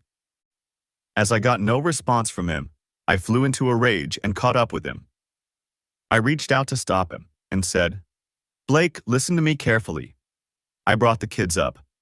Other than me, they won't get close to any strangers, even if you are the king. You better stop trying. Blake simply replied, Don't forget that I'm their daddy. Blood is thicker than water. Why was he so confident? Apart from the sperm, what have you done for the kids? I said through gritted teeth and glared at him. You are the noisiest woman I've ever seen. Blake moved around me and went straight ahead with an impatient look on his face. This was the first time I had been said to be a noisy woman, but how could I remain silent? I was going to lose my kids. While we were walking forward, I had been looking for an opportunity to negotiate with Blake, but he just ignored me. My throat became dry and I didn't have the strength to quarrel with him. Thus, I could only give up. Where are the kids? Tell me. I walked around the villa with Blake for a while, but I still didn't see Noah and Hedwig. I wondered if Blake was lying to me. Suddenly, Blake stopped and closed his mouth, looking like he was listening to someone. I knew he was at MindLink. A minute later, he recovered his usual look. I took 2 steps forward and asked, Where is Hedwig? Blake didn't answer, but went up the marble steps to the 3rd floor. I followed him to the terrace on the 3rd floor. Blake walked forward and rested his arms on the railing, his eyes fixed on the shiny lake at the foot of the mountain. The indifference in his eyes was replaced by softness and affection. He pointed at the beach with his slender finger and said, "See, she's playing there." I heard his words and instinctively rushed over. In fright, I tightly grabbed the railing in front of me. I looked over and saw a man-made beach near the lake at the foot of the mountain. A small figure was running back and forth on the sand. "Why did you take her to the lake? Don't you know that the temperature is low near lakes in this season? Hedwig will catch a cold." Because I was in a bad mood at the beginning of my pregnancy and my life wasn't stable, Hedwig was weaker than Noah when she was born. "She's gonna be okay, right?" Blake, who had been confident in everything and could always keep his head, showed a trace of uncertainty in his eyes when faced with my question. "If Hedwig gets sick, I won't forgive you. Take me down now." I couldn't take a risk. If Hedwig got sick, I would be very worried. "Come with me." With that, Blake turned and walked towards the stairs. He couldn't stay cool anymore, but started running. I was even more furious at him and ran after him. In the garden outside the villa, there was a twisting path to the lake. Both sides of the path were planted with beautiful violets, the state flower of New Jersey. I was amazed at those flowers when I was on the terrace. "Can you drive?" I followed Blake to the entrance of the violet path, but I wasn't in the mood to enjoy the beautiful scenery because I was worried that Hedwig might be sick. All I wanted was to hurry to Hedwig as soon as possible. "The car can't pass." Blake glanced at the entrance. I knew that he was right. The violet path was only wide enough for 2 people. Thus, we couldn't drive down the path to the lake. The road to the villa was a certain distance away from the lake, too. "Close your eyes," Blake said stonily. I had no idea what he was going to do. Just as I was about to retort, I met his sharp gaze and subconsciously closed my eyes. Then I heard a rustle of clothes and a familiar cracking sound of bones. I immediately opened my eyes and was astonished by what I saw. A large black wolf stood next to me, with its entire body covered in black shiny fur. Its 4 limbs with strong muscles were stepping on the ground. The wolf was almost up to my shoulders. This was the first time I had seen such a tall wolf. Only then did I realize the gap between Blake and me. "Take my clothes and climb up." The wolf-shaped Blake shook the hair on his neck and ordered me. I picked up his clothes on the ground and hesitated for a moment before I mounted his back. Just as I wrapped my arms around his neck, he immediately stomped his hind legs and dashed forward on the violet path. With nobody on the path, Blake ran to the lake as fast as he could. I could even feel the wind roaring in my ears, and the violets became purple streaks before my eyes. Blake was so fast that I grabbed the hair behind his neck with fear. The violet path was a winding road. Every time Blake made a turn, he would gently land on his toes without slowing down. As a result, I was tossed up and down, feeling like I was going to fall off his back at any minute. "Can you slow down? There's no need to hurry." I didn't want to die here and reminded him. "Trust me, I won't let anything happen to you," Blake said confidently. I muttered to myself, "I don't buy it." In just a few minutes, we arrived at the lake. Blake stopped in front of a tree, and then I hurriedly jumped down from his back. "Put down my clothes and turn around," ordered Blake. "I don't want to see your body." I snorted and put his clothes under the tree before I walked a few steps away. After a while, the sound of footsteps on the leaves came from behind me. I turned around and found Blake had gotten dressed. He didn't speak to me. Instead, he stared at Hedwig and walked toward her. Catherine's POV.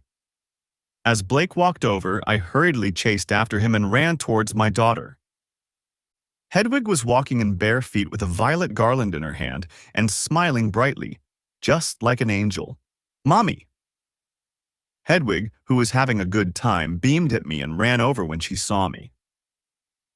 Blake involuntarily slowed his stride as Hedwig called out to me and trotted toward me.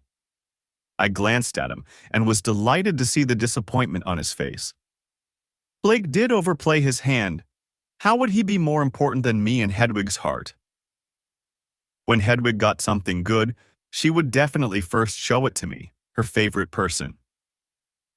"Slow down." I was worried that Hedwig would fall as I watched her rush over with her short legs. As expected, I was right about my daughter. Hedwig overestimated herself and fell to the sand as she was running. The butler was trying his best to save her, but he was too late. "Hedwig." Blake dashed forward again as he saw Hedwig fall. I also freaked out. When I arrived in front of Hedwig, the butler had helped her up. Hedwig's pretty face was covered with sand. Fortunately, she closed her eyes when she fell. Thus, her eyes didn't get hurt. "Mommy, there is a lot of sand on my face." Hedwig closed her eyes tightly and cried. The butler paled and said worriedly, "Miss Wyatt, let's take the princess to wash her face." Blake also ran over and squatted beside us. Seeing that Hedwig was crying, he was very anxious.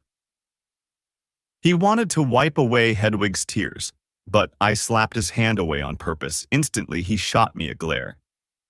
I ignored his angry look and held my daughter, following the butler to the small villa by the lake. As I walked, I comforted my daughter. "Hedwig, don't open your eyes now, just close them. Otherwise, the sand will get into your eyes and hurt your eyes." "Okay, Mommy, where is Daddy?" asked Hedwig. "Hedwig, Daddy is here. Don't be afraid, your face will be clean soon." Blake, walking beside us, replied in a low voice, "Daddy, don't leave us and Mommy again, okay?" Hedwig's voice was full of expectation. Blake was slightly shocked and then stared at me, yet I looked away to avoid his deep eyes. "Okay, Daddy promises that I will take good care of you in the future." Blake pinched Hedwig's face. A while later, we reached the small villa by the lake. Although it wasn't as large as the villa on the mountainside, this villa was 2 stories high. I carried Hedwig to the bathroom and washed her face with water. Although her face was clean, there were a few small wounds on her face. Luckily, they were not bleeding. The butler kept apologizing to Blake. "King Blake, please punish me. I didn't take good care of the princess. I won't be so careless anymore. From now on, I will try my best to take care of the princess." "Dowan, it doesn't matter. I didn't blame you. Just be careful next time," Blake said soothingly to the butler. I walked out of the bathroom with Hedwig in my arms. Then Blake quickly stepped over. When he saw the wounds on Hedwig's pretty face, he revealed a guilty look. "Mommy, Daddy is so handsome," Hedwig whispered in my ear. "Seriously, he isn't even half as handsome as your brother." I snorted disdainfully. "So what if he is handsome? Will he give the kids to me if I admit that he is handsome?" "Noah is a handsome boy, and Daddy is a handsome man," Hedwig said with a happy smile. "Hedwig, go to find your brother. Then let's go home. Mabel made your favorite food," I said to my daughter gently. Before Hedwig could say something, Blake said, "Dowan, go to make some disco fries. Hedwig has been playing for a long time and she might be hungry now." Disco fries were fried fries in a sauce of meat juice, cheese, and other ingredients. It was a common snack in New Jersey. Actually, Hedwig liked disco fries very much, but I wouldn't allow her to eat too much because it was fried food. I looked at Blake in surprise. Why did he always antagonize me? As I expected, Hedwig's eyes lit up when she heard the word disco fries. She cheered and said, "Wow, Mommy, did you hear that? Daddy is going to prepare disco fries. Can I have some?" I glared at Blake fiercely. Hedwig can never resist delicious food. How could he tempt her with delicacies? Blake is a bastard. Blake ignored me and looked at Hedwig, replying in a gentle tone. Hedwig, the disco fries are for you. Of course you can eat it. Do you want anything else? Daddy will ask Dowan to prepare it too. Yeah, I also want cheesesteak, crab cake, ice cream, and hamburgers. These foods were all the local delicacies in different states, and Hedwig knew them from the TV. Usually I wouldn't buy her such food. That's enough, Hedwig, I said in an authoritative voice. Hedwig was frightened by my serious look and pouted. How can you be so strict with Hedwig? She's just a kid. Why can't she eat her favorite food? Daddy. Hedwig looked at Blake for help. I glared at Hedwig. She was a clever girl. Although she always wore a silly grin on her face, she had an agile mind, in fact. Daddy, hug me. Hedwig opened her small arms and stared at Blake. I couldn't help but roll my eyes because Blake bought Hedwig off just with some food. Blake held Hedwig in his arms and couldn't help but kiss her cute face. Hedwig wrapped her arms around his neck tightly. I had planned to spank Hedwig. However, I couldn't do it now. I had never seen my daughter trust a man so much so that she held him close. In the past, some of my male friends would also hold her, but Hedwig would be vigilant and defensive. This was the first time that she had been so at ease in a man's arms. And the man was her daddy. I suddenly felt angry and sad when I found my daughter letting her guard down. It was as if the most valuable thing to me was going to be taken by someone else, but I couldn't do anything. I felt upset and glum. I hated such feelings. I thought that I should snatch my daughter back from Blake's arms. Moreover, I should get her and Noah out of here and keep Blake away from the kids. However, I didn't have the courage to take my daughter back. Blake's POV. Catherine was staring at Hedwig, who twined her chubby arms tightly around my neck and pressed her little face on my shoulder. I felt warmth filling my heart. My mood became even better when I saw how upset Catherine was. Catherine suddenly turned around and walked towards the door. I looked at that stubborn woman and couldn't help gloating. Hedwig, who was leaning against my shoulder, suddenly raised her head and straightened her back when she heard Catherine going away. Hedwig immediately cried, "Mommy, where are you going?" I'm going out for a walk." Catherine didn't look back, but I could tell she was trying to hold back some emotion. "Are you leaving?" "Mommy, I'll go with you." Hedwig suddenly sounded meek. She seemed to be afraid that Catherine would leave without her. Hedwig had said sweetly that she would stay and taste the disco fries I prepared, but now she was very eager to be with Catherine. I just got the chance to enjoy the sweet time with my daughter, but she suddenly began to wiggle her body and wanted me to put her down. Catherine had turned around when she heard Hedwig's voice. She looked calmer now. "I'm not leaving. I just need to use the bathroom," Catherine said to Hedwig. She didn't come to pick Hedwig up, but just forced a wry smile. "Miss Wyatt, the restroom is on the left side." When Dowan heard Catherine's words, he politely pointed to where the restroom was. Catherine immediately turned around and walked outside. Hedwig blinked her big bright eyes as she watched Catherine walking out of the door. Then she looked up at me. "Hedwig, your mommy went to the bathroom. Let Daddy be your playmate, okay? What game do you want to play?" I knew this was the perfect opportunity to gain my daughter's favor. "Daddy, can you walk Mommy to the restroom? She might get lost." Hedwig raised her innocent little face and looked at me. This innocent little thing? She was too young to understand the difference between men and women. When Dowan heard this, he couldn't help but chuckle. I had always been resolute in front of other wolves. This was the first time I had heard such a request. I felt a little embarrassed. "My angel, you mommy won't like it. She might hit me." I don't know whether to laugh or cry. With a lovely girl like Hedwig around me, my life will not be boring anymore. Mommy is a kind-hearted lady. I promise she won't hit you. She left in a hurry and it's so big here. She might really get lost. Hedwig didn't understand what I meant. Her little face was pink with anxiety as she looked at me.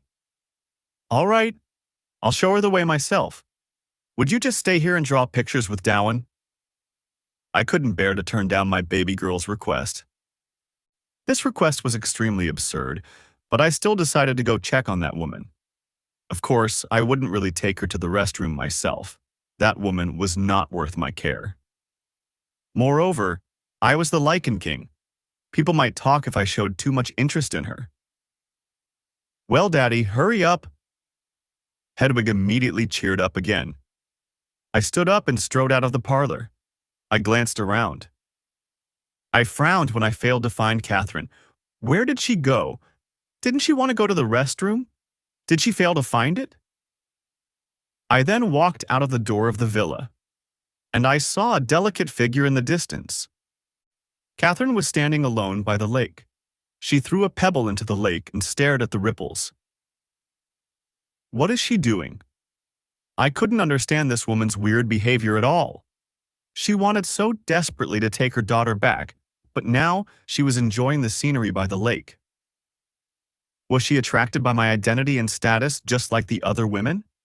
What are you doing? I walked to the woman who was watching the scenery and asked. She immediately froze as if she was startled. I didn't know why she didn't turn around. Just as I was about to ask again, she suddenly kicked off her shoes and plunged into the lake after a run-up. Are you crazy? I was shocked. I hurriedly rushed forward and pulled her back. Due to my pull, she lost her balance all of a sudden and fell into my embrace. Leroy, my wolf that had been sleeping, suddenly showed signs of waking up. I could feel his restlessness, so I hurriedly comforted him in my mind. It was not the time for Leroy to come out. When Leroy calmed down, I looked down at Catherine and said, "What are you doing? Don't tell me that you want to die just because I want to recognize Hedwig and Noah as my children." What she had done was suicidal. Catherine choked on the water and began to cough violently. Then she shook off my hand and said in disgust, "Let go of me. Don't touch me. Your hand is dirty." "I just saved you," I reminded her angrily. "I didn't ask you to save me. My legs got numb just now. That's why I staggered and fell. Hurry up and let go of me, you pervert." Catherine struggled violently and angrily patted my arm. I didn't want to touch her either. When I heard her scream, I instantly let go of her. Catherine lost her balance and fell into the water again. Soaked, her clothes were now covered in dirt. She looked as if she wanted to roar at me. I snorted. I narrowed my eyes slightly and looked at her flushed face. "Sure, your legs were numb. I shouldn't have wasted my time on you." With that, I just turned to leave. "Blake, you are a 100% robber. You want to steal my beloved children from me. I hate you. You are more annoying than those notorious rogues," Catherine roared behind me. Her words stopped my steps.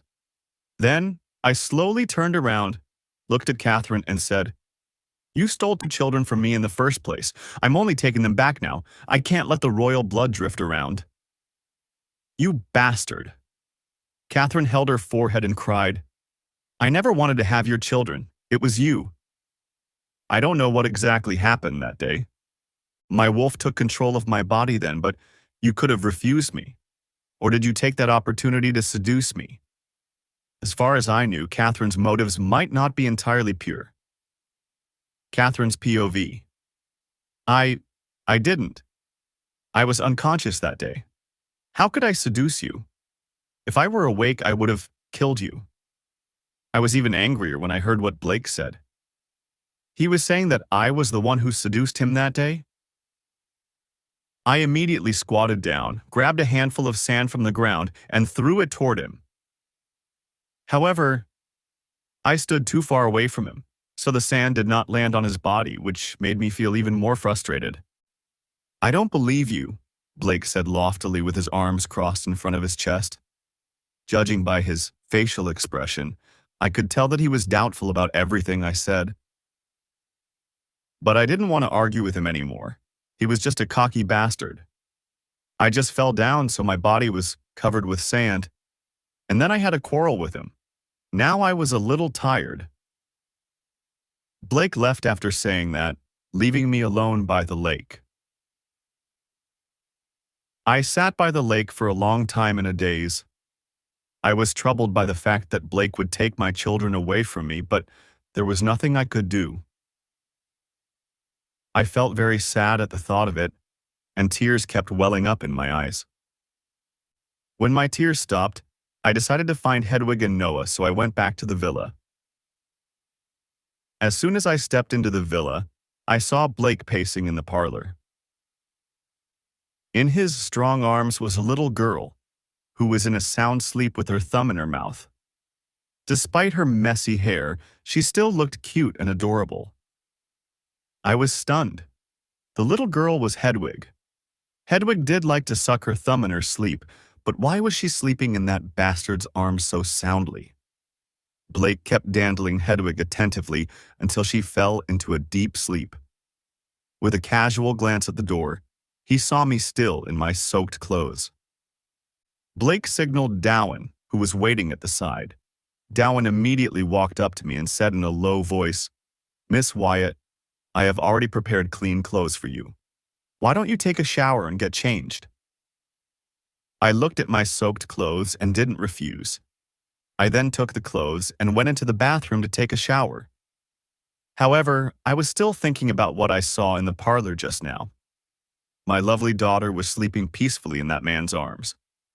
I'm really jealous and bitter. This bastard won Hedwig's heart so easily. How could I not be angry? When I came out of the shower, Blake was sitting on the sofa, still holding my daughter. He seemed really satisfied and proud. All of a sudden, the jealousy that had accumulated in my heart turned into anger. I walked to Blake furiously and was about to snatch Hedwig back when he suddenly spoke in a low warning tone. "Don't say anything. Hedwig has just fallen asleep." At his words, I couldn't force myself to make a sound. This damn bastard used the lichen aura on me again. I didn't want to give in to his control. I asked my wolf for help, and then I could feel the blockage in my throat breaking up. I took 2 steps forward, stretched out my arms, and said, "Give Hedwig back to me. Let me hold her for a little longer." Blake glanced at me with his intimidating and sharp eyes. I froze instinctively. This man's eyes were terrifying. "No, I have to take them home," I immediately blustered. Blake didn't change his position, and the look on his face was still cold. He then ridiculed, "Do you want to take my children to see other werewolves?" I was stunned by his words. Other werewolves? Why did I say so? At that moment, I suddenly remembered Mabel's phone call just now. Did he eavesdrop on me? I immediately glared at him and said, "You are the Lichen King. How can you eavesdrop on me? I'm really worried about the future of the werewolf." Blake's face immediately darkened.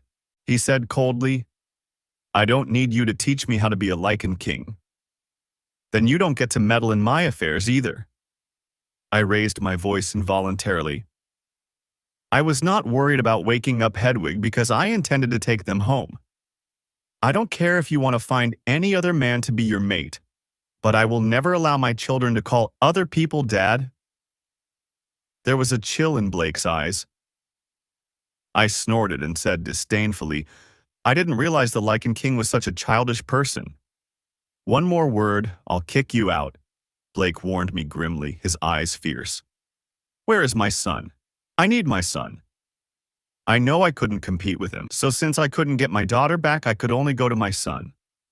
My son is my little man, and he would definitely be on my side. "Go find Dowan, and he'll take you to Noah," Blake said coldly. I looked at my daughter, who was sleeping in his arms, and said angrily, "When my daughter wakes up, she will definitely need me here. Just wait and see." Blake frowned as if he did not believe it. I found Dowan outside the door, and Dowan asked Blake for his permission before bringing me to Noah. I found Noah in a spacious playroom. He seemed to be very happy, with his face blushing because of excitement. Beside Noah, Blake's beta Henry was trying very hard to play together with him. Henry was even helping Noah assemble a large remote control car. Noah. I looked at my son, who was having fun. I really didn't want to disturb him, but this was the bastard's territory. I had to take my children away as soon as possible. Mommy, are we going home? How was your talk with Daddy? Noah asked sweetly. Noah, I don't like that man, so he won't be your daddy. I was being straightforward because I was talking to Noah. I knew Noah would understand what I meant. Mommy, is he really not our daddy? The light in Noah's eyes suddenly dimmed. Noah, listen to Mommy. I will take you and your little sister home immediately. Will you go back with me? I squatted down and looked into Noah's eyes. I was really helpless. I felt that I was losing my children. No one else could understand how afraid I was. Mommy, are you crying? Noah asked worriedly. I touched my face, only to find that, unknowingly, tears had already covered my face. Mommy, don't cry, okay? That will make me want to cry too. Noah followed me out as I turned around, trying to comfort me. If you and your sister go home with me, I will stop crying. It was the first time that I had lost my composure in front of my son. Well, don't cry, Mommy. Let's go find Hedwig and go home together. Noah agreed obediently. Seeing my son being so considerate, I felt a little better. I picked up my son and left the playroom. Blake's POV. After Catherine left, I finally got the time to be alone with Hedwig. At this time, I was in the parlor of this lakeside villa, looking at the little thing sleeping soundly in my arms. Hedwig's small face was really delicate and beautiful. With her eyes closed, her thick and long eyelashes really stood out. I involuntarily slowed down my breathing. This was my baby daughter. I was never a man who liked cubs. But looking at Hedwig, I felt that she was a gift from the moon goddess. She was my treasure. I couldn't describe my feelings with words. No words could convey the felicity and satisfaction in my heart. I could not wipe the smile off my face. At this moment, I could not contain myself. I could not control the excitement inside. Hedwig, my sweetie. I whispered to the little girl in my arms, kissing her on the forehead again and again. I was not sure if I had disturbed Hedwig, but she stretched out her little hand and scratched her forehead. Then she pouted, looking like she was going to cry. I immediately panicked. I thought that my posture was wrong, which made the little fellow uncomfortable. So I wanted to stand up and rock her again. At this time, Hedwig woke up. Her eyelashes fluttered like a butterfly, and she opened her crystal-like eyes. These were the cleanest and most beautiful eyes I had ever seen in my life. Mommy. As soon as Hedwig opened her eyes, she uttered a word. Hedwig, I am Daddy. I want Mommy. The little thing pouted. Tears immediately welled up in her bright eyes. You, Mommy, went to find Noah. Daddy will hold you. Why don't you go back to sleep? I said in the gentlest tone I had ever had, and showed her my most charming smile. I want Mommy. But Hedwig did not buy it. She kept wiggling in my arms. I was stunned. No way. What Catherine said was true. Hedwig only wanted her mother when she woke up. She didn't want her daddy anymore. Hedwig, I'll take you to Mommy right now. Don't cry. For the first time, I knew that kids could cry so suddenly. When I saw the teardrops on her face, I just wanted to give her everything she wanted. Without another word, I immediately picked up my daughter and was about to walk out. But at this time, Catherine and Noah came back together with Dowan. Mommy. As soon as Hedwig saw Catherine, she immediately wanted to break free from my arms. Although I didn't want to let go of Hedwig, I didn't want to go against her will. I could only let go of the little fellow. She immediately ran towards Catherine as if she was a hungry cub. Catherine squatted down and picked her up. Hedwig, who was still sleepy, rested her head on her mother's shoulder listlessly, ready to go back to sleep again. Catherine held Hedwig in her right arm and had Noah's hand in her left hand.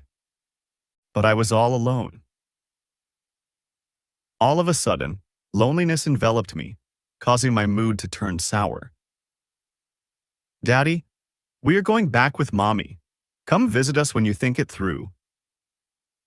Noah looked at me with his big, cunning eyes and a smile. His tender voice was somewhat imposing. I shrugged. Think what through? You know it. The little fellow blinked at me with an inscrutable expression. I looked at this naughty little guy and suddenly felt that he could cause me a lot of trouble in the future. Of course, I knew what Noah meant. He just wanted me to sign a guarantee. This little brat. One day, I would let my gamma train you and let you know how hard it was to be a royal member. This was the price you had to pay for scheming against me. Catherine, on the other hand, had a cold look on her face. Although she had 2 kids with her, she still didn't feel secure enough. I don't feel easy about letting the kids leave with you like this. I happen to have something to do and need to head out. Where do you live? I can give you a ride. Of course, I was unwilling to part with my children like this. I even offered to be their driver. Catherine said coldly, Dowan can send us home. I don't dare to bother you. I looked at Dowan coldly. He had worked with me for so many years and he knew me well. Ouch! My stomach. I'm sorry. I don't feel well. I have to go to the restroom. Dowan could be a good actor. I nodded with satisfaction. I looked at Catherine provocatively, and her little face was pale with anger. Noah stood next to her. The little guy was really smart. He suddenly sighed. Oh, Daddy, just be honest. If you want to drive us home, just ask nicely. You don't have to force Dowan to put on that show. The little guy said straightforwardly.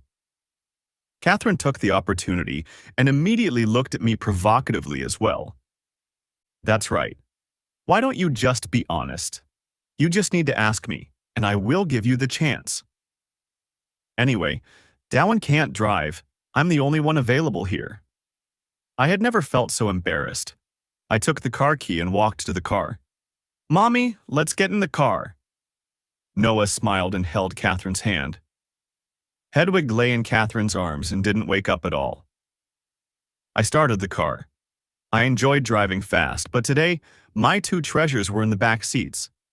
I tried to drive as steadily as possible. Was that how a man became a father?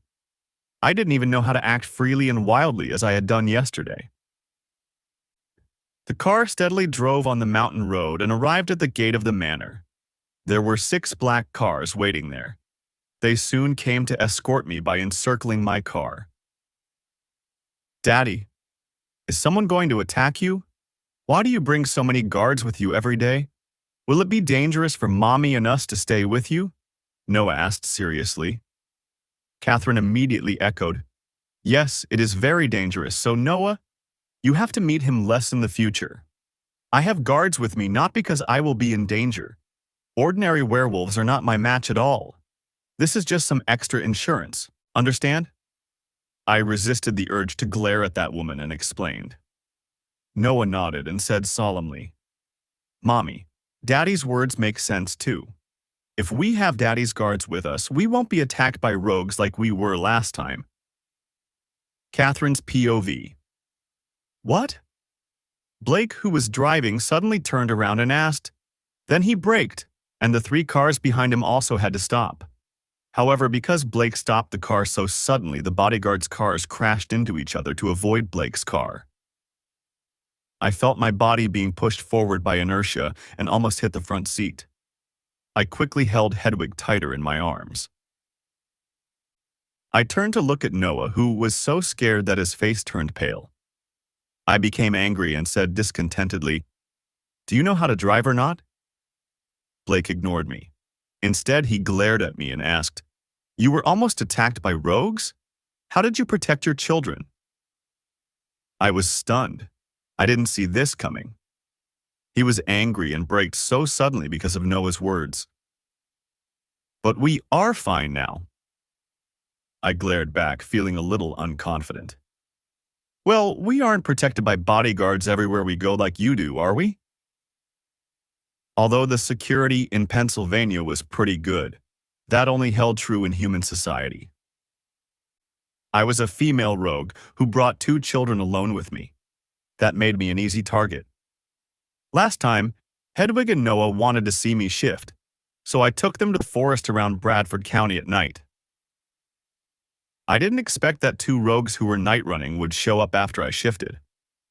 Fortunately, Ava noticed them in time and I drove away with my 2 children. Ever since that time, I felt lingering fear every time I saw strange forests. Noah's voice brought me back to reality. I saw him pouting unhappily and shouting, "Daddy, do you really have a driver's license? Why are you such a bad driver? My forehead almost hit the front seat." When I heard Noah's words, I couldn't help but chuckle. I was quite complacent. Blake was a little embarrassed. He naturally did not shout at Noah, so he sincerely apologized to Noah. "Sorry, it's my fault. I will keep my eyes on the road." "Yes, keep your eyes on the road. Don't keep turning around to look at Mommy." Noah tilted his head and said. Hearing that, I could not laugh anymore. Blake glanced at me with disdain before he focused on driving again. The car was driving forward. I was staring at the scenery of Sayreville outside the window. When I occasionally turned my head back, I would see Blake still concentrating on driving. I couldn't help but feel upset. I could only bite my lower lip and turn to stare outside the window. Noah, who was sitting next to me, suddenly touched his belly and said pleadingly, "Mommy, I am hungry. Can we have something to eat?" Only then did I realize something. Too many things happened today. I argued with Blake and then went to look for Hedwig by the lake. I forgot that Noah and Hedwig needed to eat something. And after Noah brought that up, I also felt a little hungry. "I'm sorry, Noah. I forgot." I looked at Noah guiltily and said, "When we get to Mabel's house, I'll cook spaghetti for you. I'll take you to have a meal. The royal chefs are at the company. Noah and Hedwig need to have more protein-rich food like meat. Otherwise, they will find the training sessions at the werewolf school difficult in the future." Blake suddenly chimed in. "Great. Mommy, let Daddy treat us to a big meal." Noah clapped his hands and shouted happily. I instantly became very upset. I pretended to be angry and scolded Noah. "How did I teach you before? Don't eat anything other people give you. Don't you remember?" "But he's my daddy, not other people." Noah immediately refuted. "I'm just taking you to a meal. I won't do anything to you." Blake spoke through his teeth. I knew that he was holding back his anger. "I don't want to have a meal with you. No one knows what tricks you will play. Just send us back." I didn't want to stay with him even for a moment. "Mommy." "Noah, if you keep saying unreasonable things, I will be angry," I warned Noah with a straight face. Noah shrugged and did not dare to ask again. In the end, under my insistence, Blake sent Noah, Hedwig, and me to Mabel's house in Aurora Pack's land. This time, he did not hide his identity and directly asked his beta to negotiate with the guards of the Aurora Pack, who quickly cleared the way. "Noah, I will pick you and your sister up tomorrow and take you to the new werewolf school." Blake also got out of the car. Then he squatted in front of Noah, touched Noah's little head, and said gently, "Well, let's talk about it tomorrow," Noah said with pride. I grabbed Noah's little hand and walked toward Mabel's house. Hedwig, who had been leaning against my shoulder, woke up at this time. She looked up and saw Blake behind me. "Daddy," she called in a daze. I turned around and saw Blake walking toward us with a reluctant look. "Daddy, Mommy, I want to play with Daddy." Hedwig woke up. The feeling of hanging out with her daddy was still novel to her, and she began to shout, "No, let's go home and have lunch." I held Hedwig tightly and walked faster. I heard Blake ordering his guards to guard around Mabel's house and report our whereabouts to him. I knew he was doing this to protect the children, but I hated the feeling of being spied on. I brought Hedwig and Noah back to Mabel's house and immediately locked the door. Then I walked to the window and looked out. The guards had already hidden in the shadows. I swept over and did not see any obvious figures. Mabel, who had just woken up from her nap, walked to me and asked nervously, "Catherine, what are you looking at? Anything wrong?" "Mabel, Mommy is peeking at Daddy," Hedwig said with a smile. "Daddy? Who's your daddy?" Mabel asked with curiosity. "Daddy is Daddy. He just sent us home." There were still tears on Hedwig's face. Noah knocked on Hedwig's forehead and said, "You are wrong. Mommy is not peeping at him. Mommy misses him." When I saw the cars leave, I finally calmed down. I turned around and saw Mabel looking at me worriedly. "Catherine, have you found Noah and Hedwig's father? Your mate?" Mabel asked, in both surprise and joy. I felt exhausted, as if all the strength in my body had run out. I sat on the sofa, my heart full of helplessness. "Mabel, is there anything to eat? We have not eaten yet." In front of the children, I did not want to talk about that arrogant guy. Even if I hated him in my heart, he was still Noah and Hedwig's father after all. Catherine's POV. With Mabel's help, I quickly cooked 3 plates of spaghetti bolognese, and Mabel fried eggs and 2 slices of ham for Noah and Hedwig. We ate up all the spaghetti soon. "Noah, take Hedwig to our room." I had something to tell Mabel, but I didn't want to say it in front of Noah and Hedwig. After the 2 children returned to the room, Mabel came to sit by me. "Catherine, what happened?" "You don't look very well," Mabel asked with concern. "Mabel, he wants to take the children away." As soon as I began to talk, the grievances I had felt today appeared again, and my tears streamed down. "What?" Mabel looked shocked. She lowered her voice and asked, "You really found Noah and Hedwig's father?" I wiped my tears and sobbed. Noah's aura is different from that of an ordinary werewolf. And that man even asked the doctor to check him. Then what should we do? What kind of person is he? How can he take the children away? Catherine, you raised Noah and Hedwig yourself. You can never give them to him, okay? Young werewolves will be weak if they aren't around their mother, Mabel said anxiously. But he is rich and powerful, and I can't compete with him. When I thought of Blake's powerful lichen aura, I became more desperate and helpless. Then let him mark you. You will become a member of his pack. He is Noah and Hedwig's father, and he is probably your mate. He won't mark me. I never thought of becoming the Lichen King's mate. Why? Don't tell me that he has a mate already, Mabel asked doubtfully. No, he hasn't marked anyone yet. I shook my head. He hasn't met his mate yet, and you haven't either. You can consider being with him. Nowadays, not all werewolves live with their own mate, Mabel advised. It's impossible, Mabel. He won't mark me. There is a huge gap between our identities. I sighed. Who is he? Is he the alpha of a wolf pack? He is King Blake, I replied. What? King Blake? Mabel looked at me in shock. You mean Blake Chavez from the royal family? Our Lichen King? I suddenly lost my confidence. My hands clenched tightly, and I nodded in despair. My moon goddess. Catherine, are Noah and Hedwig King Blake's children? Mabel exclaimed in disbelief. No wonder they are so good-looking and smart. It turns out that their father is King Blake. Mabel, you know how difficult the situation is to me, right? I forced myself to continue. When I returned to the Shadow Forest this time, I heard that the Lichen King already had a candidate for his Lichen Luna.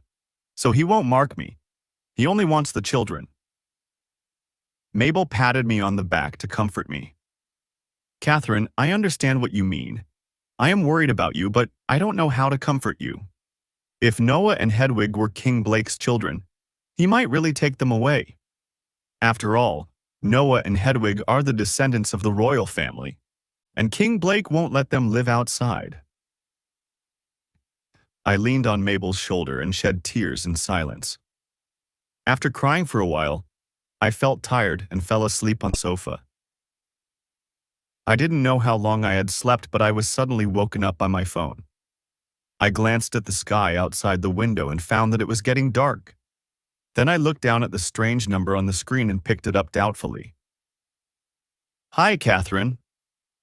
A gentle voice of a man sounded from the other side of the line. "Hello. May I ask who this is?" I felt a little familiar with the voice, but I was not sure. "This is Harley. Don't you remember me?" The man let out a pleasant chuckle. I suddenly realized that it was Harley Hicks. Harley was a member of my father's pack, and his father was my father's former beta. We grew up together, and I once had a crush on him. My mother died in an invasion of rogues, and so did Harley's father. Harley's mother no longer chose to accept the second chance and brought up Harley alone. After my father married Elena, Elena's elder brother became the new beta. I remember. How did you know my number? I was both surprised and puzzled. I heard that you returned to the Shadow Forest, so I tried to contact you. I didn't expect it to be your number. We haven't seen each other for a long time. Do you have time? Let me take you to dinner. Harley sounded as if he was smiling. Okay, I see. Send me the address. I smiled and hung up the phone. Then I went to Mabel's room and asked her to take care of Noah and Hedwig for a while. Noah, who had been playing for the whole day, had fallen asleep on the bed. Hedwig was having fun with a ball of wool in Mabel's arms. I kissed Hedwig on the cheek and then left Mabel's house. I went to the restaurant that Harley chose. It was a high-end restaurant with luxurious decorations and bright chandeliers. I didn't expect that there would be such a luxurious place in Sayreville, so I was a little surprised for a moment. I didn't know how much a meal would cost here. I hadn't seen Harley for many years. Why was he so generous now? I was taken to the reserved table by the waiter and sat down. It was by the window,